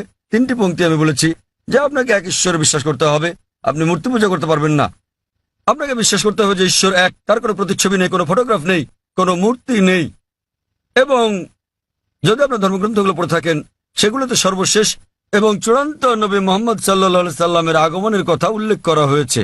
আর আপনি যদি আমার বক্তৃতা ইসলাম ও হিন্দু ধর্মের মধ্যে সাদৃশ্য আর হিন্দু ধর্মে মোহাম্মদ সাল্লাল্লাহু সাল্লাম এই দুটো দেখে থাকেন, আমি বিস্তারিত আলোচনা করেছি যে নবী মোহাম্মদ সাল্লাল্লাহু সাল্লামের কথা আপনাদের ধর্মগ্রন্থে আছে। তাই যদি আপনি খারাপ ব্রাহ্মণ হয়ে থাকেন, তাহলে আপনার এটা বিশ্বাস না করার কোনো সুযোগ নেই যে ঈশ্বর এক, তার কোনো চিত্র নেই, কোনো মূর্তি নেই। এবং আপনাকে এটা বিশ্বাস করতে হবে যে মহান ঈশ্বরের সর্বশেষ দূত, সর্বশেষ বার্তাবাহক কল্কি অবতার হচ্ছেন নবী মোহাম্মদ সাল্লাল্লাহু সাল্লাম। কিন্তু যখন আপনার ধর্মগ্রন্থ বলে যে আপনাকে কল্কি অবতার চূড়ান্ত দূতকে অনুসরণ করতে হবে, তো যখন আপনি এই দূত নবী মোহাম্মদ সাল্লাল্লাহু আলাইহি ওয়াসাল্লামের বাণীগুলো পড়বেন, তখন আপনি দেখবেন যে এই কথাগুলো আপনার ধর্মগ্রন্থগুলোতে যা লেখা আছে তার সাথে মিলে যাচ্ছে। আবার একই সাথে দেখবেন এটা আপনার ধর্মগ্রন্থের অনেক কথার বিরুদ্ধে যাচ্ছে। তো এখন আমরা মনে করি যে কোরআন সর্বশক্তিমান আল্লাহর শেষ ও চূড়ান্ত নির্দেশনা, যা নাজিল করা হয়েছিল সর্বশেষ ও চূড়ান্ত নবী মোহাম্মদ সাল্লাল্লাহু আলাইহি সাল্লামের উপরে। এই কোরআন হলো ফোরকান, এটা হলো ন্যায় এবং অন্যায়ের পার্থক্যকারী। তাই কোরআনের সাথে যা যা মিলে যায়, সেটা যদি বাইবেলে উল্লেখ থাকে অথবা থাকে বেদে অথবা মহাভারতে অথবা রামায়ণে, নিশ্চিতভাবে আপনি ধরে নিতে পারেন যে তা হয়েছে সর্বশক্তিমান ঈশ্বরের ইচ্ছা ও আদেশ অনুসারেই। যদি সেটা বিরুদ্ধে যায়, আপনাকে মানতে হবে যে এটা হচ্ছে সর্বশক্তিমান ঈশ্বরের ইচ্ছা ও আদেশের বিপরীত। তাই আপনি যদি একনিষ্ঠ ব্রাহ্মণ হন, ব্রাহ্মণিজম চর্চা করে থাকেন, আপনাকে এক ঈশ্বরে বিশ্বাস করতে হবে, মূর্তি পূজার বিরোধিতা করতে হবে, আর আপনি যদি আমার সেই বক্তৃতা ইসলাম ও হিন্দু ধর্মের সাদৃশ্য শুনে থাকেন, সেখানে যা বলা হয়েছে আপনি যদি কমপক্ষে সেগুলো অনুসরণ করেন, তাহলে অন্যগুলো বাদই দিলাম আমি, শুধু সেই জিনিসগুলো, বাকি সবকিছু বাদ দেন, তাহলে আমি মনে করি ইনশাল্লাহ এগুলো আপনাকে জান্নাতে নেওয়ার জন্য যথেষ্ট হবে ইনশাল্লাহ। তাই আপনি যদি আমার বক্তৃতা ইসলাম ও হিন্দু ধর্মের মধ্যে সাদৃশ্য শুনে থাকেন, সর্বশক্তিমান ঈশ্বরের একত্ববাদ সম্বন্ধে, নবী মুহাম্মদ সাল্লাল্লাহু সাল্লাম সম্বন্ধে, কিভাবে সালাত আদায় করা যায়, মদ খাওয়া যাবে না, শুকরের মাংস খাওয়া যাবে না, যা কোরআনের সাথে সাথে আপনাদের ধর্মগ্রন্থ বলা আছে, আপনাদের বেদে শালীনতার বিষয়ে বলা আছে যে মহিলাদের নিজেদের আবৃত রাখা উচিত, যা কোরআনেও বলা আছে। তাই আমার সেই বক্তৃতায় যা যা আমি বলেছি, আরো অনেক বিষয় আছে, কিন্তু আপনি যদি শুধু এই বিষয়গুলো ভালোভাবে অনুসরণ করেন বোন, ইনশাল্লাহ এগুলো আপনাকে এই পরীক্ষায় পাশ করিয়ে দেওয়ার জন্য যথেষ্ট।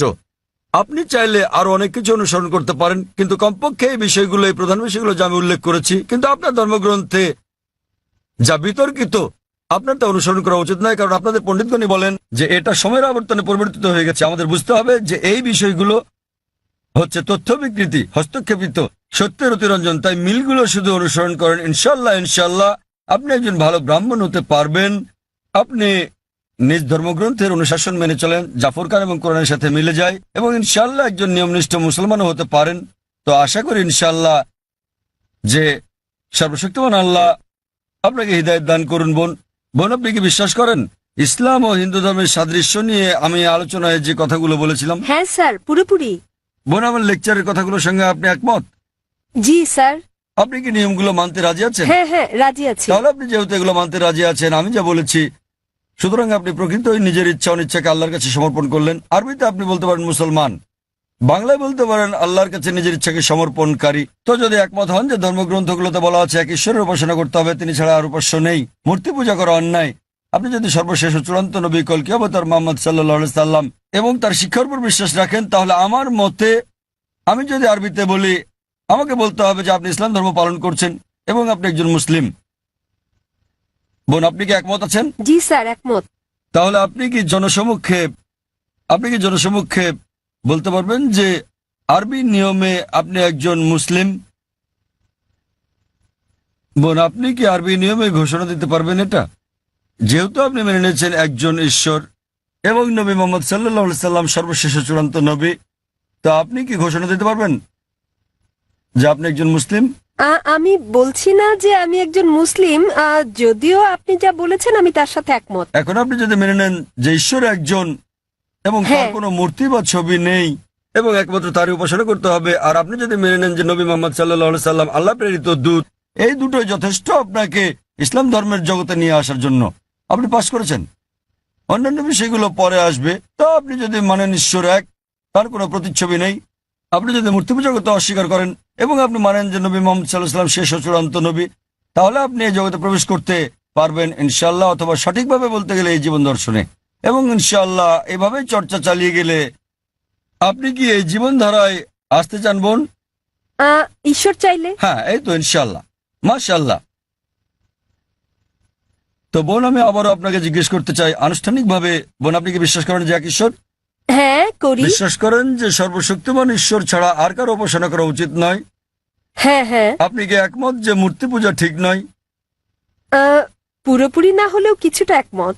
না, দেখলেন তো, পুরোপুরি না কিছুটা, এটাই বলতে পারছেন না। আপনি এটা বলতে পারেন না যে কেকটা খেতে চাই, পেতে চাই। মূর্তি পূজা করা সঠিক নয়, নতুবা সঠিক। এর মানে ঈশ্বরের কাছে প্রার্থনার জন্য আপনার মূর্তি পূজার সাহায্য নিতে হবে না, কোনো মূর্তি পূজা করতে হবে না। আপনি কি মানেন যে ঈশ্বরের কোনো প্রতিরূপ নেই? হ্যাঁ। আচ্ছা, আপনি মানেন, এর মানে আপনি বলছেন ঈশ্বরের কোনো প্রতিমূর্তি নেই? হ্যাঁ। ঠিক আছে। আপনি কি মানেন যে নবী মুহাম্মদ সাল্লাল্লাহু আলাইহি সাল্লাম সর্বশেষ চূড়ান্ত নবী? আমি আসলে এইটুকু পর্যন্ত ভালো করে জানি না, কিন্তু অন্যগুলো আপনি যা বলেছেন আমি মানছি, কিন্তু আমি আসলেই জানি না। আপনি কি মানেন যে তিনি আল্লাহ প্রেরিত দূত? হ্যাঁ, মানি। আপনি মানেন তিনি আল্লাহর দূত? হ্যাঁ। চমৎকার, চর্চাটাই আসল। একজন নির্ভেজাল মুসলিম হওয়া সহজ কথা নয়, আমরাও চেষ্টা করছি। তো বোন, আমি যদি বলি আপনি কি আমার সাথে কালিমায়ে শাহাদা পাঠ করবেন? আপনি কি শাহাদাত পাঠ করবেন, যা আসলে আরবিতে একটা ঘোষণা, ওই একই কথা যা আমি বলেছি যে আল্লাহ ছাড়া কোনো প্রভু নেই আর নবী মুহাম্মদ সাল্লাল্লাহু আলাইহি সাল্লাম তার দূত। আরবিতে এটা বলতে চান? হ্যাঁ স্যার, বেশ, অবশ্যই। আমি আরবিতে বলবো, আপনি আমার সাথে সাথে বলবেন, আর পরে এটার অনুবাদও বলবো। ঠিক আছে। আশহাদু আশহাদু আল্লাহ আল্লাহ ইলাহা ইলাহা ইল্লাল্লাহ ইল্লাল্লাহ ওয়া আশহাদু ওয়া আশহাদু আন্না আন্না মুহাম্মাদান মুহাম্মাদান আবদুহু আবদুহু ওয়া রাসূলুহু। ওয়া রাসূলুহু। আমি সাক্ষ্য দিচ্ছি আমি সাক্ষ্য দিচ্ছি যে যে কোনো উপাস্য নেই কোনো উপাস্য নেই আল্লাহ ছাড়া, আল্লাহ ছাড়া, আর আমি সাক্ষ্য দিচ্ছি যে নবী মুহাম্মদ সাল্লাল্লাহু আলাইহি যে সাল্লাম নবী মোহাম্মদ সাল্লাল্লাহু আলাইহি সাল্লাম হলেন আল্লাহর আল্লাহর বান্দা এবং রাসূল। বান্দা এবং রাসূল। মাশাআল্লাহ। ধন্যবাদ। এখন আপনি একজন মুসলিম এবং আমি প্রার্থনা করছি যেন আল্লাহ সুবহানাহু ওয়া তাআলা আপনাকে পথ প্রদর্শন করেন। আর আমি চাই যে ইনশাআল্লাহ সকল ভাই বোনেরা যখনই কেউ ইসলাম গ্রহণ করবেন আপনারা তাকে জ্ঞানের দিক থেকে সাহায্য করবেন, এভাবেই আপনারা সমাজসেবা করতে পারেন। বোন, আপনার কাছে একটা অনুরোধ আমার যে ইনশাআল্লাহ আপনি কোরআন অনুবাদ সহ পড়বেন, এমনকি যদি আগেও পড়ে থাকেন তবুও, এবং নির্দেশনাগুলো মেনে চলবেন, এবং ইনশাআল্লাহ আপনি তখন আল্লাহর কাছে নিজের ইচ্ছা সমর্পণকারী একজন নিষ্ঠাবান মানুষ হতে পারবেন। আর আমাদের জন্য দোয়া করবেন বোন। কোনো অমুসলিম ভাই আছেন? হ্যাঁ, ঠিক আছে। আমার নাম বালা। এমনিতে আমি একজন সাধারণ ইঞ্জিনিয়ার। আমি নিজেও এটা দৃঢ়ভাবে বিশ্বাস করি যে সমগ্র সৃষ্টি জগতের জন্য একজনই স্রষ্টা থাকা উচিত। কিন্তু আমার প্রশ্নটা হচ্ছে, সৃষ্টি নিজেই, ধরুন যে এই পৃথিবী স্রষ্টা নন, কি নিজে নিজেকে ধ্বংস করতে পারে? স্রষ্টা কি জগতের ধ্বংস সম্বন্ধে কিছু বলেছেন? ভাই একটা প্রশ্ন করলেন যে তিনি একমত স্রষ্টা একজনই এবং এই বিশ্বব্রহ্মাণ্ড সবকিছু তিনি সৃষ্টি করেছেন। এই স্রষ্টা কি নিজে পৃথিবী ধ্বংস করতে পারেন? এর কোন উল্লেখ আছে কি না? আপনি যদি কোরআন পড়েন, যা সৃষ্টিকর্তা আল্লাহ সুবহানাহু ওয়া তাআলার সর্বশেষ চূড়ান্ত বার্তা, এটা বলা আছে যে তিনি এই ব্রহ্মাণ্ড তৈরি করেছেন এবং তিনি একদিন এটা ধ্বংস করে দেবেন, এটা বলা আছে। এবং যখন এটা ধ্বংস করবেন তিনি নতুন আরেকটা সৃষ্টি করবেন। সুতরাং এই জগৎ একটা নির্দিষ্ট সময়ের জন্যই, কিন্তু সর্বশক্তিমান আল্লাহ এই জগৎ ধ্বংস করে দেবেন, যাকে আমরা কিয়ামত বলি, পৃথিবীর অন্তিম পরিণতি। এবং আজকাল বিজ্ঞানীরা বলছেন যে ব্রহ্মাণ্ড একসময় ধ্বংস হয়ে যাবে।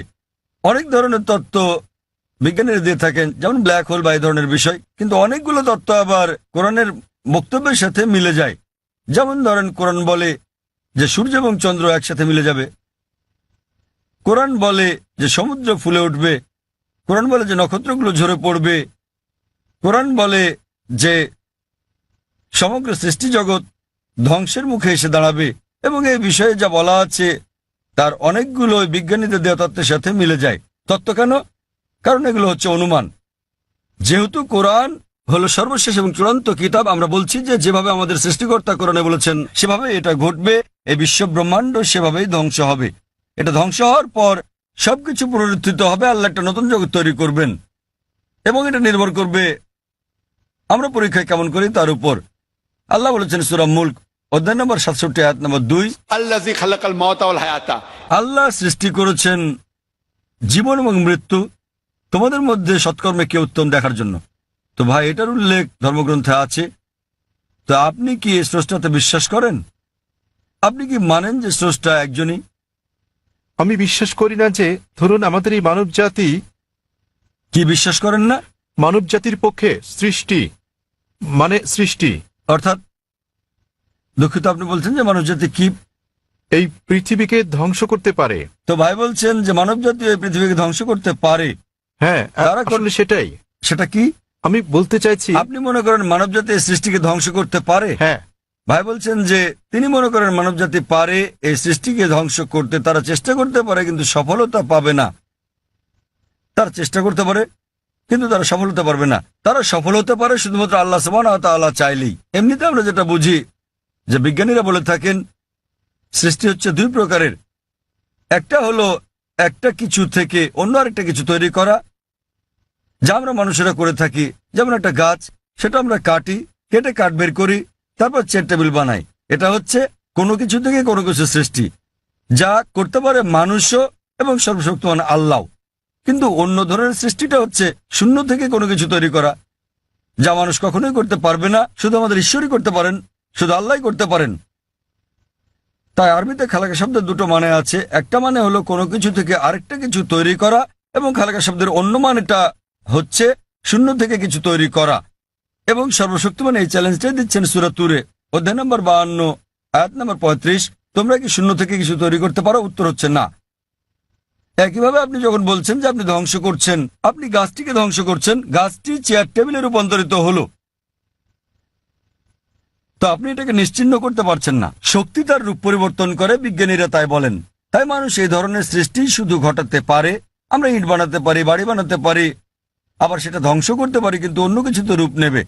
শুধু আল্লাহ সুবহানাহু ওয়া তাআলাই শূন্য অবস্থা থেকে অন্য কিছু তৈরি করতে পারেন এবং তিনি সম্পূর্ণভাবে নিশ্চিহ্ন করতে পারেন, যা আমরা পারি না। আপনি চেষ্টা করতে পারেন, বলতে পারেন পারমাণবিক অস্ত্র দিয়ে ধ্বংস করতে পারি, আপনি সম্পূর্ণ ধ্বংস করতে পারবেন না, এটা একেবারে অসম্ভব। এটা শুধুমাত্র আমাদের স্রষ্টা সর্বশক্তিমান আল্লাহ করতে পারেন, আমরা পারি না। এ কারণে পবিত্র কোরআন বলে যে স্রষ্টা এই জগৎ তৈরি করেছেন এবং তিনি এটি ধ্বংস করে আরেকটি নতুন জগৎ তৈরি করবেন। আশা করি উত্তরটা পেয়েছেন।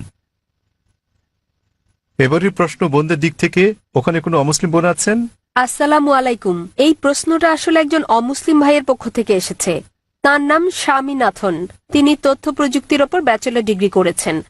তার প্রশ্নটি হলো, ইসলাম কেন সমালোচনার ব্যাপারে এতটা স্পর্শকাতর, আর কেন সালমান রুশদি বা ইউরোপীয় কার্টুনিস্টকে মৃত্যু পরোয়ানা দেয়া হয়?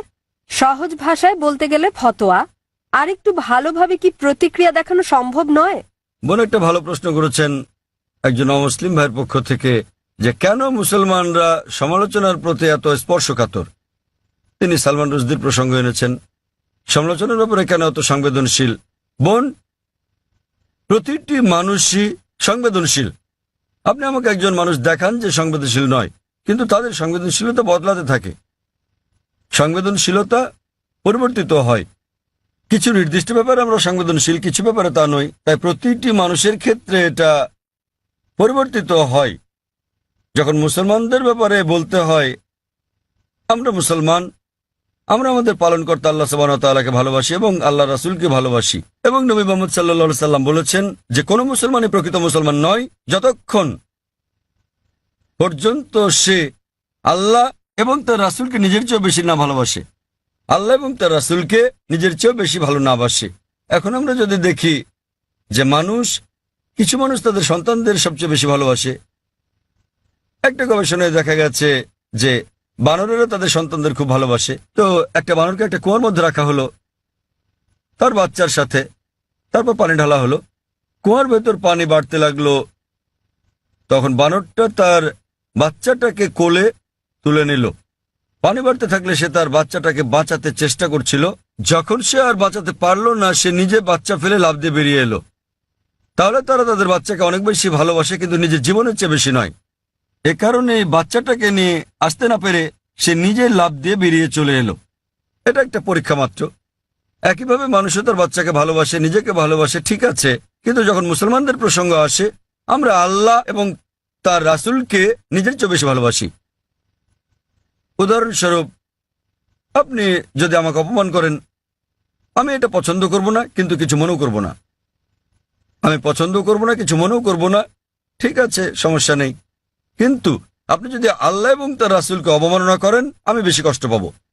এটা সংবেদনশীলতা নয়, এটার কারণ হচ্ছে তারা আমার খুব কাছের।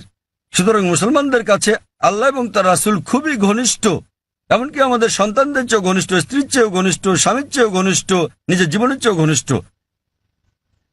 তো এ কারণে আমি বলবো যে আপনি একটু অন্যভাবে প্রশ্নটা করতে পারতেন, যে কেন মুসলমানরা আল্লাহ এবং তার রাসূলকে এত বেশি ভালোবাসে।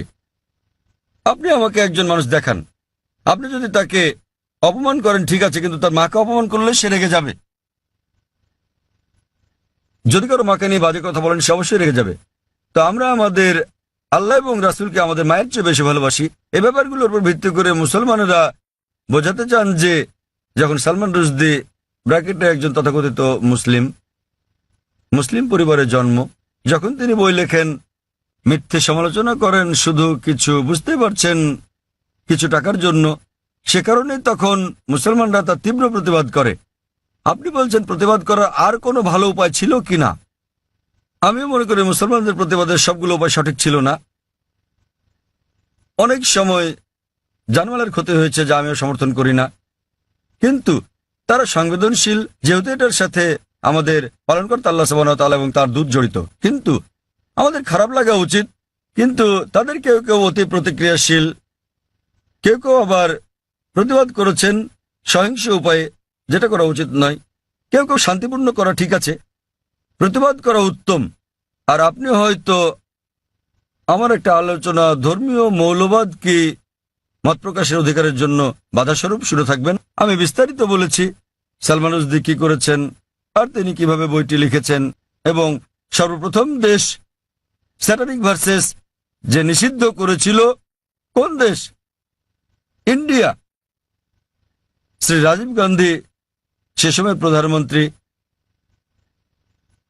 তিনি তখন সেই বইটি স্যাটানিক ভার্সেস নিষিদ্ধ করেছিলেন ভারতে, যা বইটি নিষিদ্ধকারী প্রথম দেশ। এবং আমি এটাকে স্বাগত জানাই, কিন্তু নিজের অজ্ঞতাবশত তিনি জানতেন না যে সেই একই বই স্যাটানিক ভার্সেসে নবী মোহাম্মদ সাল্লাল্লাহু সাল্লাম এবং আল্লাহ তাআলা সম্পর্কে বাজে মন্তব্য করা ছাড়াও তিনি বাজে মন্তব্য করেছিলেন সীতা এবং শ্রীরাম সম্পর্কেও, শ্রীরামকে নিয়েও, যা মানুষজন বইটি পড়লে হয়তো নাও বুঝতে পারে। আর ভেবে দেখেন, আমি ইংরেজ সরকারের কাছে প্রশ্নটা করছি। কয়েক বছর আগে একজন আমেরিকান লেখক ছিলেন, সাহিত্যিক, যিনি মার্গারেট থ্যাচারের নীতি নিয়ে 4 অক্ষরের একটা শব্দ ব্যবহার করেন। মার্গারেট থ্যাচারের নীতি, 4 অক্ষরের শব্দ, ফাদার আঙ্কেল কাজিন কিং। এবং তারা তাকে ব্রিটেনে আসতে নিষিদ্ধ করল। কেন? তিনি 4 অক্ষরের শব্দটা ব্যবহার করেছিলেন বলে। এই সালমান রুশদি তিনিও এই একই শব্দ ব্যবহার করেন এবং এটাতে আইএনজি যোগ করেন, অনেকবার করেছেন ইংরেজি নীতি সম্বন্ধে আর মার্গারেট থ্যাচারকে নিয়ে। এবং তিনি তাকে সম্বোধন করেন, জানেন কিনা, ম্যাগি বা দুশ্চরিত্রা। আচ্ছা বেশ, আপনি বলতে পারেন যে ইংরেজরা উদারমনা, তারা কিছু মনে করবে না। কিন্তু আপনি যদি দেখা করেন মার্গারেট থ্যাচারের ছেলের সাথে আর তাকে বলেন যে সালমান রুশদি আপনাকে দুশ্চরিত্রার ছেলে বলেছে, তিনি কি করবেন? আঘাত করবেন। তো সংবেদনশীলতা কি এটার উপর ভিত্তি করে? সবাই আসলে সংবেদনশীল। আবার মনে করেন এই একই ইংরেজ সরকার, যা কিনা একজন আমেরিকান লেখককে নিষিদ্ধ করেছিল 4 অক্ষরের শব্দের জন্য, সালমান রুশদিকে তারা মেনে নেয়। কেন? কি কারণে? কারণ তিনি নবী মোহাম্মদ সাল্লাল্লাহু আলাইহি ওয়াসাল্লামের অবমাননা করেছেন। তাই যেহেতু নবী মোহাম্মদ সাল্লাল্লাহু আলাইহি ওয়াসাল্লামকে অবমাননা করেছেন, তারা মার্গারেট থ্যাচারকে বলা সে 4 অক্ষরের শব্দটা হজম করে নিয়েছে, কেননা তিনি ইসলামের নবীর অবমাননা করেছেন। তো এভাবেই নীতিগুলো বদলাতে থাকে। আমরা যেটা বুঝি যে ইসলাম ধর্মে মত প্রকাশের স্বাধীনতা আছে, বক্তব্যের স্বাধীনতা আছে, কিন্তু এটা কখনোই সীমা অতিক্রম করবে না, এটা কাউকে কষ্ট দিতে পারবে না, আর এটার পক্ষে প্রমাণ থাকতে হবে। কাউকে আঘাত দিলেও যুক্তিযুক্ত এবং প্রমাণ সাপেক্ষ হলে সেটা ভিন্ন কথা, কিন্তু কুৎসা রটানো যাবে না। কুৎসা রটানো এবং পরনিন্দা করা ইসলামে নিষিদ্ধ। তো এর উপর ভিত্তি করে মুসলমানরা, যেহেতু সালমান রুশদি, যেহেতু সে আমাদের নবী মুহাম্মদ সাল্লাল্লাহু আলাইহি ওয়াসাল্লামকে অবমাননা করেছে এবং কুৎসা রটিয়েছে, এই কারণেই মুসলমানদের খারাপ লেগেছে এবং তারা রাগান্বিত হয়েছে, আর এটা আমি সমর্থন করি। এবং আমরা যদি বিশ্লেষণ করি, অধিকাংশ ধর্মেই ধর্মকে অবমাননা করার শাস্তি খুব কঠিন। আপনি যদি পড়েন বাইবেল, যদি আপনি হিন্দু ধর্মগ্রন্থগুলো পড়েন, কোরআন শরীফ যদি পড়েন, আর এটাকে ধর্মের অবমাননা বলে জানি, এ কারণে মুসলমানরা এত রাগান্বিত। আর আমরা সংবেদনশীল, কারণ এটা এমন একটা কিছুর বিপক্ষে যা আমরা আমাদের জীবনের চেয়ে বেশি ভালোবাসি। আশা করি উত্তরটা পেয়েছেন। হ্যাঁ, আমি কি কোনো অমুসলিম কোনো ভাইয়ের কাছ থেকে কোনো প্রশ্ন নিতে পারি? ওখানে কোনো অমুসলিম ভাই আছেন? ঠিক আছে ভাই, আপনার প্রশ্নটি করুন। আমি নেলসন ম্যান্ডেলা, একজন মেডিকেল এক্সিকিউটিভ হিসেবে কাজ করছি। আমি অনেক জায়গায় লেখা দেখেছি যে শান্তি হলো ইসলাম। এটা ভালো কথা, তা সেটা যে যাই মনে করুক না কেন, অমুসলিমদের মধ্যে, খ্রিস্টান লোকদের মধ্যে, হিন্দু লোকদের মধ্যে একটা ভুল ধারণা আছে যে, এমনকি মুসলমানদের মধ্যে এটা আছে যে মুসলমান হওয়া মানে উদ্ধত। এটা কেন হবে? আবার একজন মানুষ হিসেবে আমি ঈশ্বরে বিশ্বাস করি, একক ঈশ্বরে। এমনকি আমি যিশুও বলি না।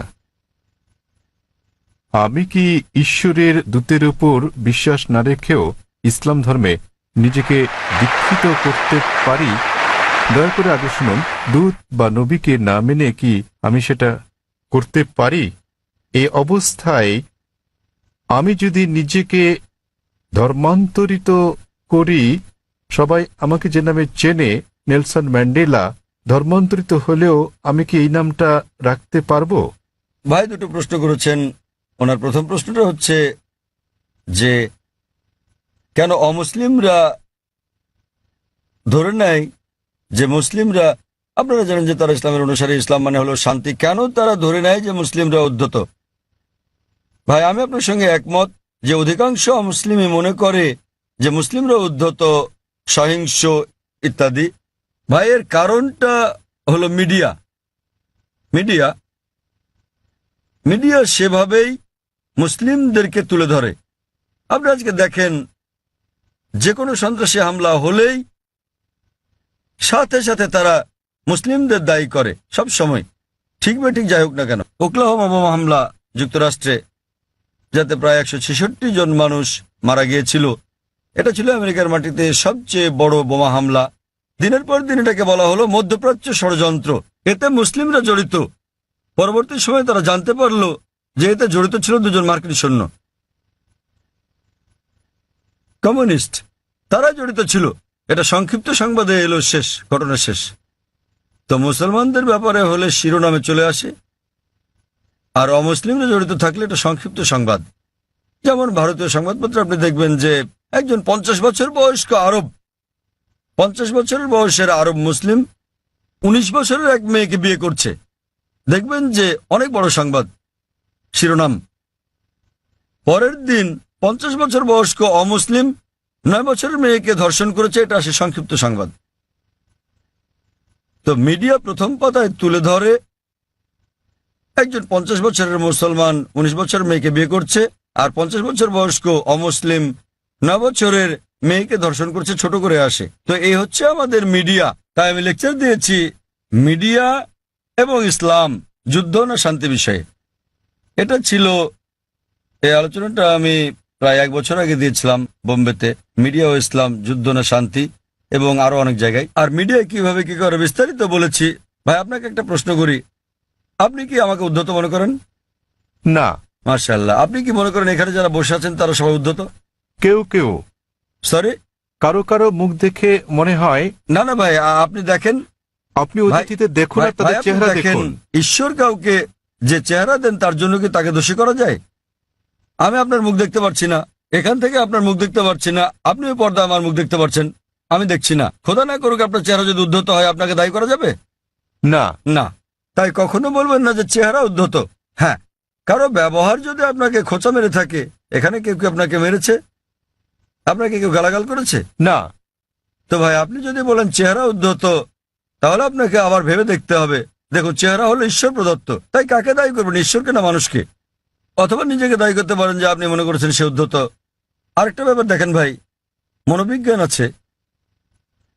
মনোবিজ্ঞানে বলা হয় যে, দেখেন আমি একজন মেডিকেল ডাক্তার, মনোবিজ্ঞানে বলা হয়, ধরেন আপনি ভাবছেন যে মিস্টার এ আপনার শত্রু, আপনার মনে হচ্ছে মিস্টার এ আপনার শত্রু, ঠিক আছে? কিন্তু তিনি একজন সাধারণ মানুষ, গড়পড়তা মানুষ।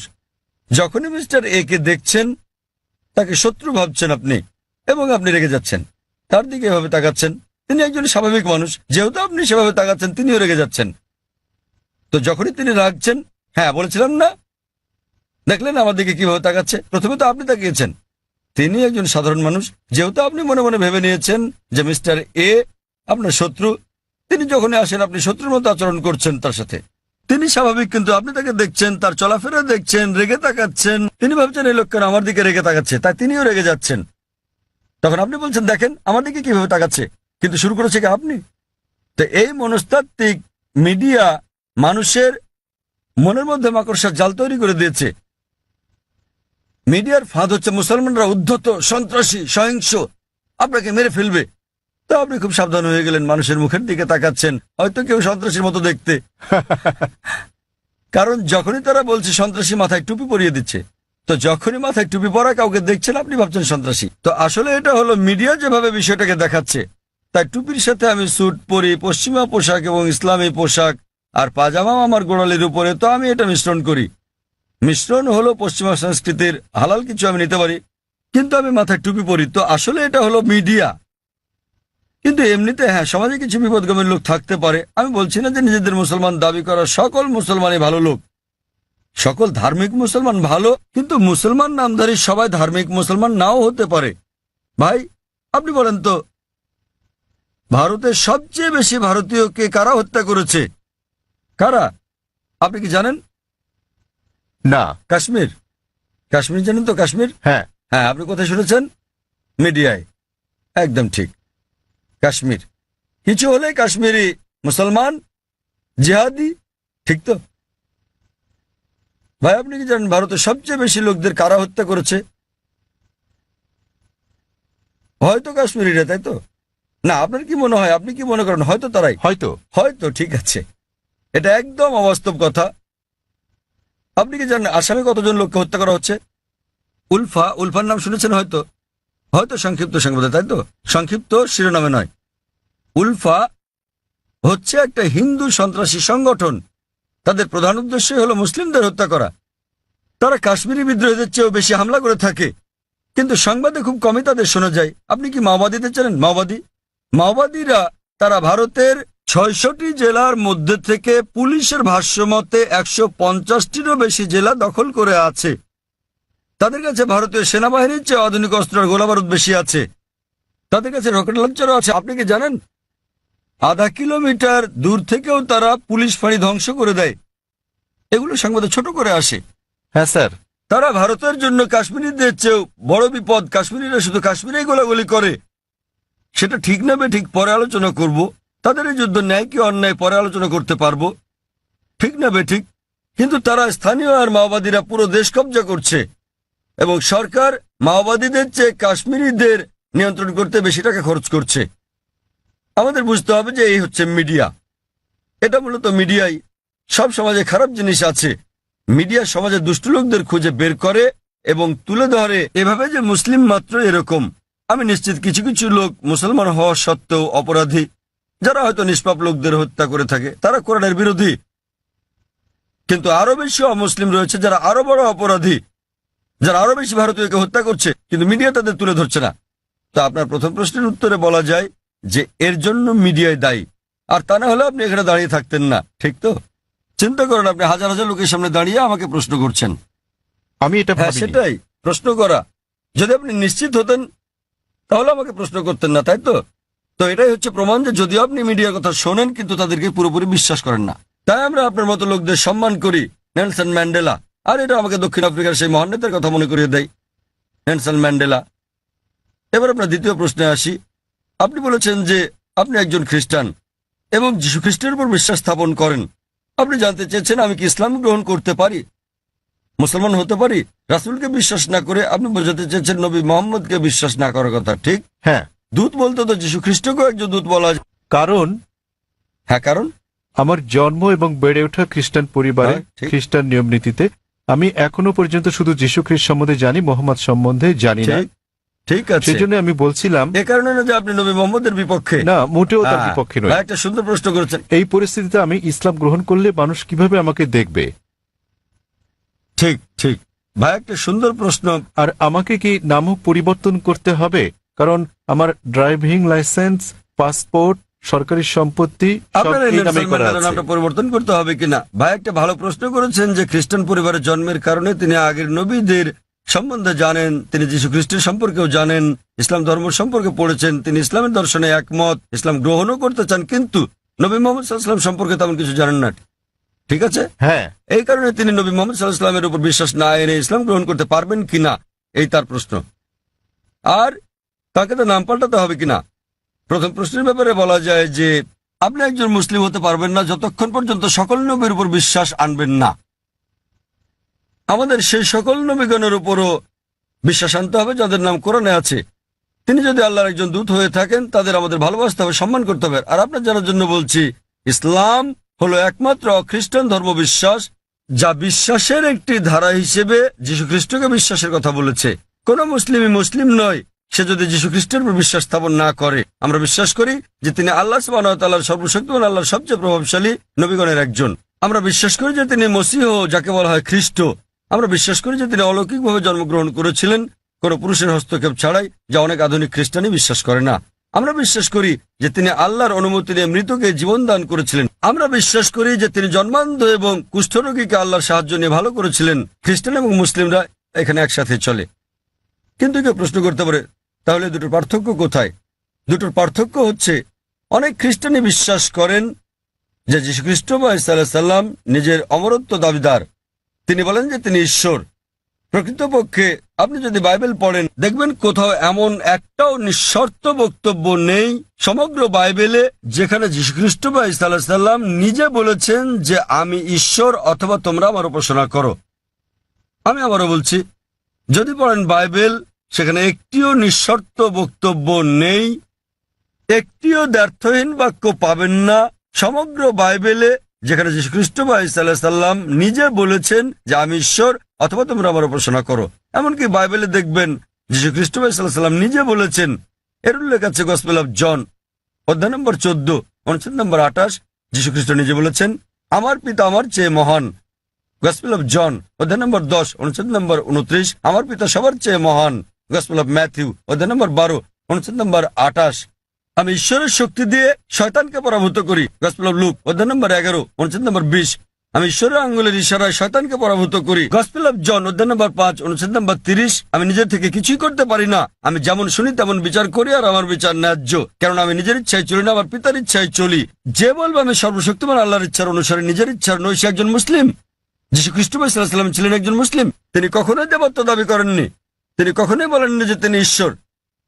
আর আপনি যদি বাইবেল পড়েন, সেখানে বুক অব অ্যাক্টসে আছে অধ্যায় নম্বর 2 অনুচ্ছেদ নম্বর 22 যে হে ইসরায়েলের লোকেরা, এই নাজারেথের যিশুর কথা শোনো, তোমাদের মধ্যে হতে ঈশ্বর কর্তৃক মনোনীত ব্যক্তি, যিনি অলৌকিক অবিশ্বাস্য কাজ করেন ঈশ্বরের মাধ্যমে, আর তোমরা তার সাক্ষী।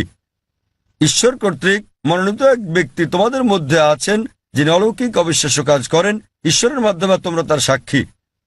আর যখন যীশুখ্রিস্ট সাল্লাল্লাহু আলাইহি ওয়াসাল্লামকে জিজ্ঞেস করা হলো আপনার প্রথম নির্দেশ কি, তিনি অক্ষরে অক্ষরে সেই কথাটাই বললেন যা মুসা আলাইহিস সালাম বলেছিলেন বুক অব ডিউটেরোনমি অধ্যায় 6 অনুচ্ছেদ 4-এ। যীশুখ্রিস্ট সাল্লাল্লাহু আলাইহি ওয়াসাল্লাম সেই কথাটাই বলেন গসপেল অফ মার্ক অধ্যায় 12 অনুচ্ছেদ 29। তিনি বলেন, শামা ইসরাঈল আদনা হাইনু আদনাই খাদ। শোনো হে ইসরায়েলবাসী, ঈশ্বর, আমাদের ঈশ্বর হলেন একজন ঈশ্বর। তো আপনি যদি মুসলমান হন, মুসলমান হতে গেলে আপনাকে সকল নবীর উপর বিশ্বাস আনতে হবে। সে আদম থেকে শুরু করে নূহ, ইব্রাহিম, ইসহাক, মুসা, যিশু এবং নবী মুহাম্মদ সাল্লাল্লাহু আলাইহি ওয়াসাল্লামের উপর। তো এখন নবী মুহাম্মদ সাল্লাল্লাহু আলাইহি ওয়াসাল্লামের ব্যাপারে আপনার প্রশ্নে আসি। আপনি হয়তো তার সম্পর্কে বিস্তারিত জানেন না, আপনি হয়তো তার জীবনের সম্বন্ধে জানেন না, কিন্তু আপনাকে তার উপর বিশ্বাস আনতে হবে। আর আপনি যদি খাঁটি খ্রিস্টানও হয়ে থাকেন, যীশুখ্রিস্ট বা ঈসা আলাইহিস সালাম ভবিষ্যৎবাণী করেন নবী মুহাম্মদ সাল্লাল্লাহু আলাইহি ওয়াসাল্লামের ব্যাপারে। নবী মুহাম্মদ সাল্লাল্লাহু আলাইহি ওয়াসাল্লামের ব্যাপারে ভবিষ্যৎবাণী করা হয়েছে ওল্ড টেস্টামেন্টে, এমনকি নিউ টেস্টামেন্টেও ভবিষ্যৎবাণী করা হয়েছে বুক অব ডিউটেরোনমিতে অধ্যায় 18 অনুচ্ছেদ 18, বুক অব ডিউটেরোনমি অধ্যায় 18 অনুচ্ছেদ 19, বুক অব আইজায়া অধ্যায় 29 অনুচ্ছেদ 12, সং অব সলোমন অধ্যায় 5 অনুচ্ছেদ 16। এমনকি নিউ টেস্টামেন্টেও তার কথা বলা হয়েছে। যীশুখ্রিস্ট সাল্লাম বলেছেন নবী মুহাম্মদ সাল্লাল্লাহু আলাইহি সাল্লামের আগমনের ব্যাপারে গসপেল অফ জন অধ্যায় 14 অনুচ্ছেদ 16, গসপেল অফ জন অধ্যায় 15 অনুচ্ছেদ 26, গসপেল অফ জন অধ্যায় 16 অনুচ্ছেদ 7 এবং গসপেল অফ জন অধ্যায় 16 অনুচ্ছেদ 12 থেকে 14। আপনার বোঝার জন্য আমি শুধু শেষের অনুচ্ছেদটা বলবো। সবার শেষে যেটা বললাম, যীশুখ্রিস্ট সাল্লাল্লাহু আলাইহি সাল্লাম বলেন গসপেল অফ জন অধ্যায় নম্বর 16 অনুচ্ছেদ 12 থেকে 14 যে তোমাদেরকে আমার অনেক কিছুই বলার আছে, কিন্তু তোমরা এখন তা গ্রহণ করতে পারবে না। যখন সত্যের আত্মা আসবেন, তিনি তোমাদের সত্যের পথে পরিচালিত করবেন। তিনি নিজ থেকে কিছু বলবেন না, তিনি যা শুনবেন তাই বলবেন, তিনি আমাকে মহিমান্বিত করবেন। তো এখানে যীশুখ্রিস্ট সাল্লাল্লাহু আলাইহি সাল্লাম বলছেন নবী মুহাম্মদ সাল্লাল্লাহু আলাইহি সাল্লামের ব্যাপারে। তিনি বলছেন তোমাদেরকে আমার অনেক কিছুই বলার আছে, অর্থাৎ যীশুখ্রিস্ট মানুষদের অনেক কথা বলতে চেয়েছিলেন, কিন্তু তিনি বলেন তোমরা এখন তা বুঝতে পারবে না। যখন সত্যের প্রতিরূপ আসবেন, তিনি তোমাদের সত্যের পথে চালিত করবেন। এখন অনেকে বলতে পারেন এই প্রতিরূপ হচ্ছে পবিত্র আত্মা। তারা বুঝতে অক্ষম যে প্রতিরূপ কোনো পবিত্র আত্মার কথা বোঝায় না। কেন? কয়েকটা অনুচ্ছেদ আগেই গসপেল অফ জনের অধ্যায় নম্বর 16 অনুচ্ছেদ 7 যীশুখ্রিস্ট সাল্লাল্লাহু আলাইহি ওয়াসাল্লাম বলছেন যে তোমাদের ভালোর জন্য আমাকে যেতে হচ্ছে, কেননা আমি না গেলে সত্যের প্রতিরূপ আসবেন না। সুতরাং আমি যদি যাই, আমার প্রস্থানেই তার আগমন নিশ্চিত। সেই প্রতিরূপ এবং শান্তি আসবে যদি যীশুখ্রিস্ট বা সাল্লাম বিদায় নেন। যীশুখ্রিস্ট এই পৃথিবীতে আসার অনেক আগে থেকে এই প্রতিরূপ এখানে ছিলেন। তিনি এখানে ছিলেন যখন যীশুখ্রিস্ট জন্মগ্রহণ করেন, তিনি তখনও ছিলেন যখন তাকে দীক্ষা দেওয়া হয়। তো এই প্রতিরূপ এবং শান্তির দূত কোনো পবিত্র আত্মাকে বোঝায় না, এটা সর্বশেষ এবং চূড়ান্ত নবী মোহাম্মদ সাল্লাল্লাহু সাল্লামের কথা বোঝায়। কারণ ভবিষ্যৎবাণী বলছে তিনি যাই শুনবেন তিনি বহন করবেন। আর আমরা জানি যে নবী মোহাম্মদ সাল্লাল্লাহু আলাইহি ওয়াসাল্লাম সর্বশক্তিমান আল্লাহর কাছ থেকে দৈববাণী পেয়েছিলেন এবং তিনি তা প্রচার করেছিলেন। আর নবী মোহাম্মদ সাল্লাল্লাহু আলাইহি ওয়াসাল্লাম এই পৃথিবীতে একমাত্র ধর্মদূত যিনি যীশুখ্রিস্টকে মহিমান্বিত করেছেন। আর কোন ধর্ম বিশ্বাস নেই যা যীশুখ্রিস্টকে বিশ্বাস করার ব্যাপারে কথা বলে অনুচ্ছেদ তৈরি করে। এই মহিমান্বিত কোরআন নবী মুহাম্মদ সাল্লাল্লাহু আলাইহি সাল্লামের বাণীর কারণে, আর তিনি যে দৈববাণী ধারণ করেছেন সে কারণে 150 কোটিরও বেশি মানুষ আজ যীশুখ্রিস্টকে ঈশ্বরের দূত হিসেবে বিশ্বাস করে থাকে। যদি নবী মুহাম্মদ সাল্লাল্লাহু আলাইহি ওয়াসাল্লাম সেটা না বলতেন, যদি এই কিতাবে তার কথা প্রকাশিত না হতো, তাহলে আমরা বিশ্বাস করতাম না যে যীশুখ্রিস্ট ঈশ্বরের দূত। যেহেতু নবী মুহাম্মদ সাল্লাল্লাহু আলাইহি ওয়াসাল্লাম বলেছেন, আমরা সকল মুসলমান সন্দেহাতীতভাবে বিশ্বাস করি যে যীশুখ্রিস্ট সাল্লাল্লাহু আলাইহি সাল্লাম আল্লাহর সবচেয়ে প্রভাবশালী নবীদের মধ্যে একজন। একইভাবে আপনি যদি খ্রিস্টান হন আর আপনার ধর্মগ্রন্থ পড়েন, নবী যীশুখ্রিস্ট সাল্লাল্লাহু আলাইহি সাল্লাম ভবিষ্যৎবাণী করে গেছেন সর্বশেষ ও চূড়ান্ত নবী মুহাম্মদ সাল্লাল্লাহু আলাইহি সাল্লামের আগমনের ব্যাপারে। এখন যেহেতু আমি তুলনামূলক ধর্ম নিয়ে পড়ি, আমি হয়তো যীশুখ্রিস্ট সম্পর্কে অনেক কিছু জানি, কিন্তু অধিকাংশ মুসলমানই আপনি যদি জিজ্ঞেস করেন যীশুকে ছিলেন, তিনি একজন নবী, কিন্তু আপনি বিস্তারিত জিজ্ঞেস করলে তারা নাও জানতে পারে। তারা বিশ্বাস করে যে তিনি নবী। আমি তুলনামূলক ধর্মতত্ত্ব, বাইবেল এগুলো পড়ার পরে হয়তো অন্য মুসলমানদের চেয়ে অনেক বেশি জানি, কিন্তু সকল মুসলমানকে বিশ্বাস করতে হবে যে তিনি একজন নবী। একইভাবে একজন মুসলমান হওয়ার জন্য আপনাকে অন্তত এটা মেনে নিতে হবে যে নবী মুহাম্মদ সাল্লাল্লাহু আলাইহি সাল্লাম নবী মুহাম্মদ আল্লাহর দূত। যদি না মানেন তাহলে হতে পারবেন না, কারণ তিনি সর্বশেষ ও চূড়ান্ত নবী। আপনি হয়তো তার সম্বন্ধে বিস্তারিত জানেন না, কিন্তু আপনাকে বিশ্বাস করতে হবে তিনি একজন নবী।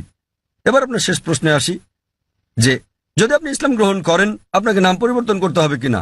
যদি আপনার নামের সাথে শিরক জড়িত থাকে, অর্থাৎ আল্লাহর সাথে অন্য কাউকে শরিক করা, তখনই আপনার নাম পরিবর্তন করাটা আবশ্যিক হবে। আর না হলে আপনার নাম পরিবর্তন করাটা আবশ্যিক নয়, এটা ঐচ্ছিক। আপনি চাইলে এটা করতে পারেন, না চাইলে দরকার নেই। তবু মুসলমান হতে গেলে নাম পরিবর্তন করাটা জরুরি নয়। আপনার বিশ্বাস পরিবর্তন করতে হবে। বিশ্বাস পরিবর্তন মানে বিশ্বাস করা যে ঈশ্বর একজনই, যাকে উপাসনা করা যায়। আর নবী মুহাম্মদ আল্লাহর দূত এবং অন্যান্য সকল নবী আদম আলাইহিস সালাম থেকে শুরু করে নূহ, ইব্রাহিম, মুসা, যিশু এবং সকল নবীদের সাথে নবী মুহাম্মদ সাল্লাল্লাহু আলাইহি সাল্লামের উপরও বিশ্বাস আনা। কেউ যদি বলে যে আমি মুসলমান হতে চাই কিন্তু আমি যীশু খ্রিস্টকে ঈশ্বরের দূত বলে মানি না, একজন মুসলমানের বিশ্বাস করতেই হবে। সে যদি না জেনে থাকে, যে মুহূর্তে আমি তাকে কোরআন দেখাবো, কোরআন বলছে, সে বিশ্বাস করা শুরু করবে। সে বিশ্বাস করবে যে যীশু খ্রিস্ট আল্লাহর একজন দূত। একইভাবে একজন মুসলমানের জন্য সকল নবীদের উপর বিশ্বাস আনা উচিত। নবী মুহাম্মদ সাল্লাল্লাহু আলাইহি সাল্লাম ছাড়াও আদম থেকে মুহাম্মদ সাল্লাল্লাহু আলাইহি সাল্লাম পর্যন্ত যারা যারা এসেছিলেন, কিন্তু নাম পরিবর্তন করাটা আবশ্যিক নয়। আপনি বলছেন আপনার ড্রাইভিং লাইসেন্স নেলসন ম্যান্ডেলা নাম আছে, আপনার পাসপোর্ট, আপনাকে পাল্টাতে হবে না, ড্রাইভিং লাইসেন্স বদলাতে হবে না। লোকে আপনাকে নেলসন বলে ডাকতে পারে, কোনো সমস্যা নেই। কিন্তু তারপরেও আপনার মনে যে ঈশ্বর মাত্র একজনই, যাকে উপাসনা করা যায়, তিনি ছাড়া আর কাউকে নয়, এবং নবী মুহাম্মদ ঈশ্বরের একজন দূত। বাকি সকল নবী সহ আদম থেকে শুরু করে যিশু, মুহাম্মদ সাল্লাল্লাহু আলাইহি সাল্লাম। তো আপনি কি বিশ্বাস করেন যে মুহাম্মদ ঈশ্বরের একজন দূত? ভাই নেলসন? হ্যাঁ স্যার। আমি যদি বলি যে আপনার নাম নেলসনই রাখতে পারেন, বিশ্বাস করবেন যে মুহাম্মদ ঈশ্বরের একজন দূত? হ্যাঁ স্যার। আপনি হয়তো তার সম্পর্কে বেশি কিছু জানেন না। আপনি হয়তো জানেন না যে তিনি কোথায় জন্মগ্রহণ করেন। যদি জানেন তো ভালো, কিন্তু এটা বাধ্যতামূলক নয়। তখন বিশ্বাস করবেন যে নবী মুহাম্মদ সাল্লাল্লাহু আলাইহি ওয়াসাল্লাম ঈশ্বরের দূত? হ্যাঁ স্যার। আপনি বিশ্বাস করেন? হ্যাঁ। আপনি হয়তো বিস্তারিত জানেন না, তাও বিশ্বাস করেন? হ্যাঁ। আপনি বিশ্বাস করেন যে ঈশ্বর একজনই? হ্যাঁ। আপনি কি মানেন যে যীশু খ্রিস্ট ঈশ্বর নন? যিশু ঈশ্বর নন, যিশু ঈশ্বরের একজন দূত। খুব ভালো, মাশাআল্লাহ। তো আপনি কি শাহাদাত পড়তে চান? হ্যাঁ আচ্ছা, অবশ্যই। আমি আরবিতে বলবো, আপনি সাথে সাথে বলবেন। আপনি কি মানেন যে ঈশ্বর একজন? হ্যাঁ। আপনি কি মানেন যে নবী মুহাম্মদ সাল্লাল্লাহু আলাইহি ওয়াসাল্লাম ঈশ্বরের একজন দূত? আপনি কি মানেন যে যীশু খ্রিস্ট ঈশ্বরের একজন দূত? হ্যাঁ। কেউ কি আপনাকে জোর করছে গ্রহণ করতে ইসলাম? না। কেউ আপনার উপর চাপ প্রয়োগ করছে? না। কোনো অর্থনৈতিক চাপ, টাকা, না টাকার কোনো হ্যাঁ। ব্যাপার নেই। তো আপনি মন থেকেই বলছেন, হ্যাঁ। আপনার নিজের ইচ্ছাতে, হ্যাঁ কোনো চাপ নেই আপনার উপর। বেশ, না। আমি আরবিতে বলবো, আপনি সাথে সাথে বলবেন। আশহাদু আশহাদু আল্লাহ আল্লাহ ইলাহা ইলাহা ইল্লাল্লাহ ইল্লাল্লাহ ওয়া আশহাদু ওয়া আশহাদু আন্না আন্না মুহাম্মাদান মুহাম্মাদান আবদুহু আবদুহু ওয়া রাসূলুহু। ওয়া রাসূলুহু। মাশাআল্লাহ। আমি সাক্ষ্য দিচ্ছি, আমি সাক্ষ্য দিচ্ছি আমি সাক্ষ্য দিচ্ছি যে যে কোনো উপাস্য নেই কোনো উপাস্য নেই আল্লাহ ছাড়া, আল্লাহ ছাড়া, এবং এবং নবী মুহাম্মদ নবী মোহাম্মদ হলেন হলেন আল্লাহর দূত আল্লাহর দূত এবং আল্লাহর বান্দা। এবং আল্লাহর বান্দা। মাশাআল্লাহ। ভাই, আপনি এখন মুসলিম এবং আপনি আল্লাহর কাছে প্রার্থনা করেন যেন তিনি আপনাকে হিদায়াত দেন এবং ইনশাআল্লাহ জান্নাতে জায়গা দেন। এই জীবন হলো পরকালের জন্য পরীক্ষা, তিনি আপনাকে ইনশাআল্লাহ জান্নাতে নিয়ে যাবেন। এবং আমি অন্যান্য ভাইদের প্রতি বলবো যে যখনই কেউ গ্রহণ করবেন ইসলাম, আপনারা বিষয়টার প্রতি খেয়াল রাখবেন এবং আন্তরিকভাবে সহযোগিতা করবেন, আরো সহনশীল হবেন। কারণ আমাদের দিনে একজন নতুন মানুষ আসছেন, তাকে আপনার সামর্থ্য অনুযায়ী সাহায্য সহযোগিতা করুন। এবং ইনশাআল্লাহ আমি দোয়া করছি আপনি আপনার নাম নেলসনই রাখতে পারেন, আপনাকে নাম বদলাতে হবে না, এটা আসলে আবশ্যিক নয়। আপনাকে নাম বদলাতে হবে না, আপনার নাম নেলসনই রাখতে পারেন এবং একই সাথে একজন ধার্মিক মুসলিম হতে পারবেন। কোরআন বুঝে পড়ার চেষ্টা করবেন এবং যতটুকু নির্দেশনা আপনি পাবেন ইনশাআল্লাহ তা প্রয়োগ করেন। এবং আমি আপনাকে অনুরোধ করছি আমার জন্য দোয়া করবেন। ধন্যবাদ স্যার। এখানে আর কোনো অমুসলিম ভাই আছেন? এখানে একজন আছেন, তিনি তামিল ভাষায় প্রশ্ন করতে চান, যেটা অনুবাদ করা হবে। অনুবাদ করার মতো কেউ আছেন? কোনো ভাই অনুবাদ করবেন? হ্যাঁ হ্যাঁ ভাই, এখানে একজন অনুবাদক ঠিক আছে। আছেন। সবাইকে শুভ সন্ধ্যা। আমি বালাজি ইউরেকা ফরবস কাজ করছি। யூஸ்வலாக அந்த சாதாரண ஒரு எறும்போட உயிரோட வேல்யூ ஒன்று தான், நம்ம ஹியூமனோட உயிரும் ஒன்று, அதோட வேல்யூ ஒன்று தான். ஸோ நம்ம இந்த பீஃப் மட்டன்லாம் சாப்பிட்றோம், ஸோ அது தப்பு இல்லையா? தென் வந்து பார்த்தீங்கன்னா இந்த ஹிந்து முஸ்லீம் கிறிஸ்டின் மூணு, இந்த பகவத்கீதை ப்ளஸ் பைபிள் தென் குரான் மூணு கேஸ்டும் ஃபைனலாக எல்லா உயிர்களிடத்தும் அன்பு செலுத்துங்க தான் சொல்கிறாங்க. ஸோ முஸ்லீம் மட்டும் ஸ்பெஷலாக நீங்கள் சொல்கிறது சரியா புரியல. ভাই একটা প্রশ্ন করেছেন যে একটা পিঁপড়া মারাও অন্যায়, যদিও পিঁপড়া ক্ষতিকর হতে পারে, কিন্তু আরো বৃহৎ দৃষ্টিতে দেখতে গেলে মুসলমানরা যা করে তা হল গরু এবং অন্যান্য পশু হত্যা করে। ওনার মতে মুসলমানরা অনেক বেশি গরুর মাংস, খাসির মাংস ইত্যাদি খায়। তো এটা কি অন্যায় নয়? কারণ গীতা, বাইবেল, কোরআন সব জায়গায় বলা আছে যে আপনাকে সকল প্রাণীর প্রতি দয়া দেখাতে হবে, কিন্তু এটা করা হচ্ছে না। ভাই যে প্রশ্নটা করলেন যে একটা পিঁপড়া মারাও অন্যায় এবং জীবন্ত প্রাণী মারাও অন্যায়, তো কেন মুসলিমরা মাংস খায়, গরু, খাসি ইত্যাদি, এটা কি অন্যায় নয়? আমাদের কি দয়া দেখানো উচিত নয়? আমি ভাইয়ের প্রশ্নের প্রথম অংশের সাথে একমত এবং এটা বুঝি যে তিনি ইংরেজি বুঝতে পারেন, যদিও বলতে পারেন না। আমাদের মধ্যে অনেক লোক আছেন যারা ইংরেজি বুঝতে পারেন, যদিও বলতে পারেন না, বাংলাতে প্রশ্ন করেন। তা আমার মনে হয় বাংলাতে বললেও ভাই বুঝবেন, যদিও তিনি ইংরেজিতে প্রশ্নটা করেননি কারণ তিনি তামিল ভাষাতে বেশি সাবলীল। হত্যার ব্যাপারে যে কোনো প্রাণীকে বিনা কারণে হত্যা করা অন্যায় ইসলাম ধর্মে। এমনকি ইসলামেও কোনো জীবন্ত প্রাণীকে অপ্রয়োজনে হত্যা করা পাপ। এ বিষয়ে একটা হাদিস আছে, নবী বলেছেন যখন এক লোক বনে আগুন জ্বালাচ্ছিল, নবী বললেন এখানে আগুন জ্বালানোর কারণে এখানে পিঁপড়া আছে। অন্য জায়গায় জ্বালোয়ের মানে হচ্ছে নবী নিজেও চিন্তিত ছিলেন যে বনে আগুন জ্বালালে পিঁপড়া মারা যেতে পারে। তিনি সেই সাহাবাকে জায়গা বদলাতে বললেন যাতে পিঁপড়া না মারা যায়। এবার আপনার মূল প্রশ্নে আসি, কেন মুসলিমরা মাংসাশী প্রাণী হত্যা করে, মাংস খায় ইত্যাদি। প্রথমে আমি আপনাকে বলবো যে একজন মুসলমান 100% নিরামিষী হয়েও একজন খাঁটি মুসলমান হতে পারেন। মাংস খাওয়াটা আবশ্যিক নয় ইসলামে, কিন্তু যেহেতু আমাদের সৃষ্টিকর্তা আল্লাহ সুবহানাহু ওয়া তাআলা অনুমতি দিয়েছেন মাংস খাওয়ার জন্য, কেন তা আমরা খাবো না? আপনি যদি ভেবে দেখেন, পবিত্র কোরআনে বলা আছে সূরা মাইদা অধ্যায় 5 আয়াত নম্বর 1 যে তোমাদের জন্য বৈধ হলো চতুষ্পদ পশু। তাহলে চতুষ্পদ পশু খাওয়া আমাদের জন্য বৈধ। কোরআন বলছে সূরা নাহল অধ্যায় 16 আয়াত নম্বর 5 যে সর্বশক্তিমান আল্লাহ তোমাদের জন্য বৈধ করেছেন গবাদি পশুর মাংস। এবং আরো অন্যান্য জায়গায় সূরা মুমিনুন অধ্যায় 23 আয়াত নম্বর 21, আরো অনেক জায়গায়। এখন আমরা যদি বৈজ্ঞানিকভাবে বিশ্লেষণ করি, এমন কোনো নিরামিষ খাবার নেই যাতে মানুষের প্রয়োজনীয় সকল উপাদান রয়েছে। মানুষের দরকার হয় অ্যামিনো অ্যাসিড, 21 ধরনের অ্যামিনো অ্যাসিডের দরকার হয়, যার মধ্যে অধিকাংশই শরীরে উৎপন্ন হয়, কিন্তু 8টি খাবারের মাধ্যমে জারিত করা হয়। এদেরকে বলা হয় 8টি আবশ্যকীয় অ্যামিনো অ্যাসিড। আমার জানা মতে এমন কোনো শাকসবজি নেই যাতে 8 ধরনের অ্যামিনো অ্যাসিড আছে। তাই এমন কোনো শাকসবজি নেই যেটাকে বলা হয় সম্পূর্ণ খাদ্য। সুতরাং এগুলো আমিষ জাতীয় খাবার থেকেই সংগ্রহ করতে হবে। আপনি যদি আরো বিশ্লেষণ করে দেখেন, আমিষ জাতীয় খাবার এটা পুষ্টিকর, ভিটামিন কে তে ভরপুর। আর আরো গভীরভাবে দেখলে যদি আপনি দেখেন তৃণভোজী প্রাণীদের দাঁত, গরু, ছাগল, ভেড়া, তাদের দাঁত সমান। তারা শুধু শাকসবজি খায়, শুধু ঘাস খেতে পারে, মাংস খেতে পারে না।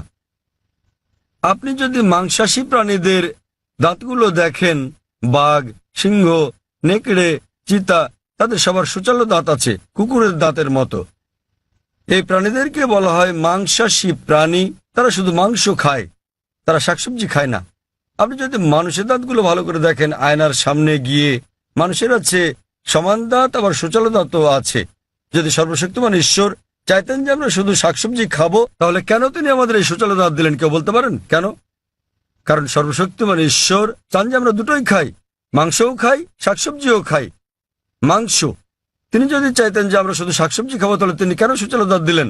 আবার আপনি যদি মানুষের পরিপাকতন্ত্রটাকে বিশ্লেষণ করে দেখেন, এটা উভয় খাদ্যই হজম করতে পারে, সবজি এবং আমিষ জাতীয় খাবার। তৃণভোজী প্রাণীদের পরিপাকতন্ত্র, গরু, ছাগল, ভেড়া, এরা শুধু শাকসবজি জাতীয় খাবারই হজম করতে পারে, মাংস হজম করতে পারে না। আবার মাংসাশী প্রাণীদের পরিপাকতন্ত্র দেখেন, সিংহ, বাঘ, নেকড়ে শুধু মাংসই হজম করতে পারে, শাকসবজি হজম করতে পারে না। কিন্তু মানুষের পরিপাকতন্ত্রে আছে ক্ষুদ্রান্ত্র এবং বৃহদান্ত্র, এটা উভয় খাদ্য হজম করতে পারে, সবজি আবার আমিষ জাতীয় খাবার, মাংস জাতীয় খাবার। সর্বশক্তিমান ঈশ্বর যদি চাইতেন আমরা খাঁটি নিরামিষী হই, কেন তিনি আমাদের এমন পরিপাকতন্ত্র দিলেন যা উভয় খাদ্য হজম করতে পারে? কিন্তু এটাই স্বাভাবিক। তো আপনি ভেবে দেখেন যে সর্বশক্তিমান ঈশ্বর মানুষকে এমনভাবে সৃষ্টি করেছেন যেন তারা সবজিও খেতে পারে, আবার মাংসও খেতে পারে, নিরামিষ এবং আমিষও। আর অনেক লোকেরই ভুল ধারণা একটা আছে যে অধিকাংশ ধর্মই আমিষ জাতীয় খাবার খেতে নিষেধ করেছে। আবার হিন্দুদের অনেকেই একটা ভুল ধারণার শিকার। তারা মনে করেন যে হিন্দুত্ববাদ আমিষ জাতীয় খাদ্য খাওয়া নিষেধ করে থাকে। আসলে আপনি যদি হিন্দু ধর্মগ্রন্থগুলো পড়েন, যদি পড়েন মনুস্মৃতি অধ্যায় নম্বর 5 অনুচ্ছেদ 30, এতে আছে ঈশ্বর কিছু প্রাণীকে সৃষ্টি করেছেন খাওয়ার জন্য আর কিছু প্রাণীকে খাদ্য হওয়ার জন্য। তাই যারা খাবার হিসেবে তৈরি প্রাণী খেয়ে থাকেন তারা কোনো পাপ করছেন না। আবার মনুস্মৃতিতে উল্লেখ আছে অধ্যায় নম্বর 5 অনুচ্ছেদ 39, সর্বশক্তিমান ঈশ্বর প্রাণীদের সৃষ্টি করেছেন উৎসর্গ করার জন্য। তাই যদি এই প্রাণীদেরকে খেয়ে থাকেন কোনো পাপ করছেন না। মনুস্মৃতি অধ্যায় 5 অনুচ্ছেদ 41 আছে যে উৎসর্গের প্রাণীদেরকে হত্যা করা কোনো পাপ নয়। হিন্দু ধর্মের গ্রন্থগুলোতে এরকম অনেক উক্তি আছে যেখানে আমিষ জাতীয় খাবার খাওয়ার কথা বলা হয়েছে। আপনি যদি পড়েন মহাভারত অনুশাসন পর্ব অধ্যায় 88, যুধিষ্ঠির, যিনি পাণ্ডব ভাইদের মধ্যে সবার বড়, তিনি ভীষ্মকে জিজ্ঞেস করলেন যে যজ্ঞতে অর্থাৎ পূজাতে আমরা কি উৎসর্গ করতে পারি যাতে আমাদের পূর্বপুরুষেরা সন্তুষ্ট হবেন। ভীষ্ম উত্তর দিলেন যে যজ্ঞতে, পূজাতে তুমি যদি লতাপাতা গাছপালা দাও তাহলে আমাদের পূর্বপুরুষেরা 1 মাসের জন্য সন্তুষ্ট হবেন। যদি মাছ দাও তাহলে সন্তুষ্ট থাকবেন 2 মাসের জন্য। তুমি যদি তাদের মাংস দাও 3 মাস, যদি খরগোশ দাও তাহলে 4 মাস, যদি ছাগল দাও তো 5 মাস, যদি শূকর দাও 6 মাস, আর যদি হরিণ দাও তাহলে 6 মাস, যদি পাখি দাও 7 মাস। আর এভাবে তালিকাটা বড় হতে থাকে। এরপর বলা আছে যে একটা ষাঁড় যজ্ঞতে দিলে 11 মাস, একটা গরু জবাই করলে পূর্বপুরুষেরা পুরো 1 বছরের জন্য সন্তুষ্ট থাকবেন। আর তুমি যদি একটা গন্ডার উৎসর্গ করো, আমাদের পূর্বপুরুষেরা সর্বদাই সন্তুষ্ট থাকবেন। মহাভারতে এই পুরো মেনুটাই দেওয়া আছে। তা যদি বেদ এবং অন্য হিন্দু ধর্মগ্রন্থগুলো পড়েন, তাদের ঋষি এবং ধর্মযাজকেরা আমিষ খেয়েছেন, এমনকি গরুর মাংস। কিন্তু অনেক হিন্দুকেই আপনি বলতে শুনবেন যে আমিষ খাওয়া নিষিদ্ধ, কারণ তারা অহিংস আন্দোলনের দ্বারা প্রভাবিত হয়েছেন। আপনারা জানেন জৈন এবং আরো যারা এই অহিংসতে বিশ্বাস করেন তারা বলেন যে জীবিত প্রাণী হত্যা করা নিষিদ্ধ, তাই পশু হত্যা এটা পাপ। আমি এর সাথে একমত যে কোনো প্রাণীকে হত্যা করা বিনা প্রয়োজনে করলে পাপ। কিন্তু আপনি যদি বলেন যে জীবিত প্রাণী হত্যা করা মাত্রই পাপ, তাহলে আমি বলি যে এই যে গাছপালাগুলো আছে এদেরও জীবন আছে। আগে আমরা জানতাম না যে উদ্ভিদের জীবন আছে, তাই তারা বলতো যে গাছ কাটা ঠিক আছে। আজকে আমরা জানি যে এমনকি গাছেরও প্রাণ আছে। তখন তাদের যুক্তি পাল্টে বলে, জাকির ভাই গাছের প্রাণ আছে ঠিকই, কিন্তু গাছ ব্যথা অনুভব করে না, তাই গাছকে হত্যা করা সবজি খাওয়া আমিষ বা মাংস খাওয়ার তুলনায় অনেক কম অন্যায়। এখন বিজ্ঞানের উন্নতিতে আমরা জানি যে এমনকি গাছেরাও ব্যথা অনুভব করে, কিন্তু তারা যখন কাঁদে আমরা গাছের কান্না শুনতে পারি না, কারণ আমরা প্রতি সেকেন্ডে মাত্র 20 থেকে 20,000 কম্পন তরঙ্গের শব্দ শুধু শুনতে পাই। এর চেয়ে কম বা বেশি আমরা শুনতে পারি না। তাহলে দেখা যাচ্ছে যে গাছেরাও কাঁদে, কিন্তু আমরা গাছের কান্না শুনতে পারি না। গাছে ব্যথা অনুভব করে, বিজ্ঞান আমাদের বলছে। তখন যুক্তি পাল্টে যে হ্যাঁ হ্যাঁ ভাই জাকির, আমরা বুঝলাম যে গাছেরও প্রাণ আছে, তাদেরও ব্যথা লাগে, কিন্তু ব্যাপারটা হলো যে গাছের 2-3টা ইন্দ্রিয় আছে, প্রাণীদের আছে 5টা ইন্দ্রিয়, তাই প্রাণী হত্যা করা আরো বড় পাপ। তর্কের খাতিরে যদি কথাটা মেনেও নেই যে গাছের 2টো ইন্দ্রিয় 3টি ইন্দ্রিয় আছে, প্রাণীদের আছে 5টি ইন্দ্রিয়, আর সে কারণে প্রাণী হত্যা করা বেশি অন্যায়, তো তাদের কাছে আমার প্রশ্ন যে ধরেন একজন লোক, তার এক ভাই আছে যে হচ্ছে মুখ আর বধির, শুনতেও পারে না, বলতেও পারে না। এখন কেউ যদি তাকে গিয়ে মেরে ফেলে, ধরেন আপনার নিজেরই ভাই যে মুখ ও বধির, কথা বলতে পারে না, শুনতেও পারে না, এখন কেউ যদি তাকে হত্যা করে, আপনি কি বিচারকের কাছে গিয়ে বলবেন যে হুজুর হত্যাকারীকে কম শাস্তি দিন, কারণ আমার ভাইয়ের 2টো ইন্দ্রিয় কম ছিল, সে বলতে পারতো না, শুনতে পারতো না? আপনি কি তাই বলবেন? আপনি বলবেন যে হুজুর হত্যাকারীকে দ্বিগুণ শাস্তি দিন, কারণ আমার ভাই ছিল একজন নিষ্পাপ মাসুম, সে বলতে পারতো না, শুনতেও পারতো না। তো ইসলামে এরকম কোনো বিধান নেই যে কম ইন্দ্রিয় থাকলে কম শাস্তি পাবেন বা বেশি ইন্দ্রিয় থাকলে বেশি শাস্তি পাবেন। কোরআন বলছে যে তোমাদের যে সকল উত্তম জিনিস দেওয়া হয়েছে তোমরা তা ভক্ষণ করো যে পর্যন্ত সেটা বৈধ এবং হালাল অনুমতি আছে। তো ইসলামে পশু জবাইয়ের অনুমতি আছে, শুধুমাত্র খাওয়ার উদ্দেশ্যে বিনা কারণে শিকার করার জন্য, খেলার জন্য এটা নিষিদ্ধ। যেমন বনে আগুন জ্বালালে পিঁপড়া মারা যাবে, তাই নবী বলেছেন এটা করো না। তো যে কোনো জীবিত প্রাণী হত্যা করা নিষিদ্ধ, যদি না এটা খাওয়ার মাধ্যমে জীবন ধারণের জন্য হয়ে থাকে, আর যদি এটা সেই সব অনুমোদিত প্রাণীদের মধ্যে হয়ে থাকে যেগুলোকে আল্লাহ বৈধ করেছেন। যেভাবে মনুস্মৃতিতে বলা আছে ঈশ্বর কিছু প্রাণীকে করেছেন খাদ্য আর কিছুকে খাদক। যদি আপনি খাওয়ার জন্য প্রাণী হত্যা করেন তাহলে কোনো পাপ করছেন না। আর না হলে এমনিতে আপনি যদি বুঝতে পারেন যদি অমুসলিমরা আমিষ জাতীয় খাবার নাও খায়, আমার তাতে কোনো রকম সমস্যা নেই। কারণ যদি ভারতের প্রত্যেক অমুসলিমই আমিষ খাওয়া শুরু করেন তাহলে গরু ছাগলের মাংসের দাম বেড়ে যাবে। তাই অমুসলিমরা আমিষ না খেলে আমার কিছু যায় আসে না। কিন্তু কেউ যদি অভিযোগ করেন যে প্রাণী হত্যা অন্যায়, সেজন্য আমি উত্তরটা দিচ্ছি। আর না হলে ইসলামে আপনি একজন নিরামিষভোজী হয়েও উত্তম মুসলমান হতে পারেন, কিন্তু যেহেতু আল্লাহ অনুমতি দিয়েছেন আমিষ খাওয়াতে কোনো রকম সমস্যা নেই, যদি এটা অনুমোদিত প্রাণীর মধ্যে হয়ে থাকে। আশা করি উত্তরটা পেয়েছেন। আমরা এটা শেষ প্রশ্ন হিসেবে নেব জাকির ভাই। অমুসলিম বোন, হ্যাঁ আপনি আপনার প্রশ্নটি করুন। அல்லாவால எல்லாம் ஒரு நொடியில செய்ய முடியும், கடவுளால எல்லாம் படைக்க முடியும் அப்படின்னும் போது மக்களை படைக்கிறதுக்கு மட்டும் ஏன் 6 நாள் ஆனது? உலகத்தை படைக்கவும் மக்களை படைக்கிறதுக்கும் 6 நாள் ஆனது சொல்றாங்க. அதனால அது என்னன்னு தெரிஞ்சுக்கணும். আসসালামু আলাইকুম ভাই, তার প্রশ্নটি হলো যদি সর্বশক্তিমান আল্লাহ যে কোনো কিছুই তৈরি করতে পারেন, কেন তার সমস্ত পৃথিবী তৈরি করতে 6 দিন লাগলো? বোন প্রশ্ন করলেন যে আল্লাহ যদি যে কোনো কিছু সৃষ্টি করতে পারেন তাহলে কেন 6 দিন সময় নিলেন?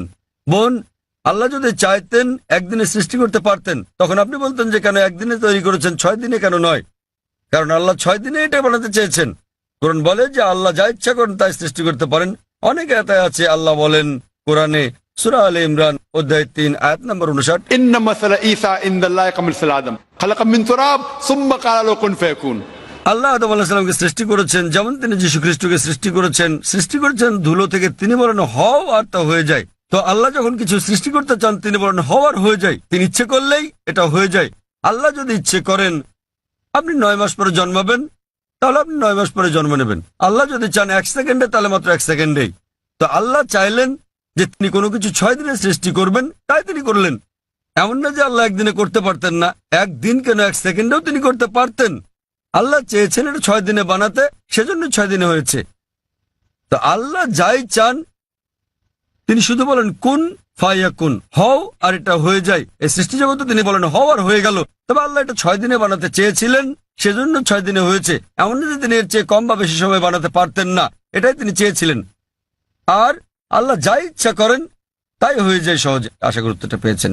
এক ভাইয়ের কাছ থেকে একটা অনুরোধ এসেছে যে যারা ইসলাম গ্রহণ করেছেন, আমরা অনুষ্ঠানটা শেষ করার আগে এক ভাই নেলসন ম্যান্ডেলা তিনি গ্রহণ করেছেন ইসলাম। আমি তার হাতে কোরআনের একটি অনুবাদ তুলে দিতে চাই। আমি স্বেচ্ছাসেবক বোনদের অনুরোধ করবো তার হাতে একটি কোরআনের অনুবাদ তুলে দিতে, যে মহিলা ইসলাম গ্রহণ করেছেন। নেলসন ম্যান্ডেলাকে অনুরোধ করবো, তিনি কে আছেন? নেলসন ম্যান্ডেলা কি এখানে আছেন? হ্যাঁ, অনুরোধ করছে মঞ্চে আসার জন্য যাতে আমি আপনাকে কোরআনের অনুবাদ দিতে পারি।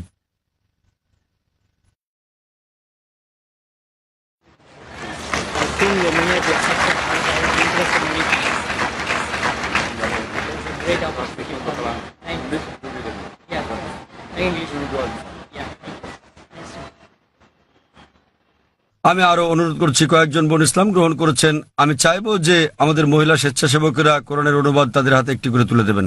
ওয়াখিরি দাওয়ানা আলহামদুলিল্লাহি রাব্বিল আলামিন। অসংখ্য ধন্যবাদ আপনাদের ভাই ও বোনেরা।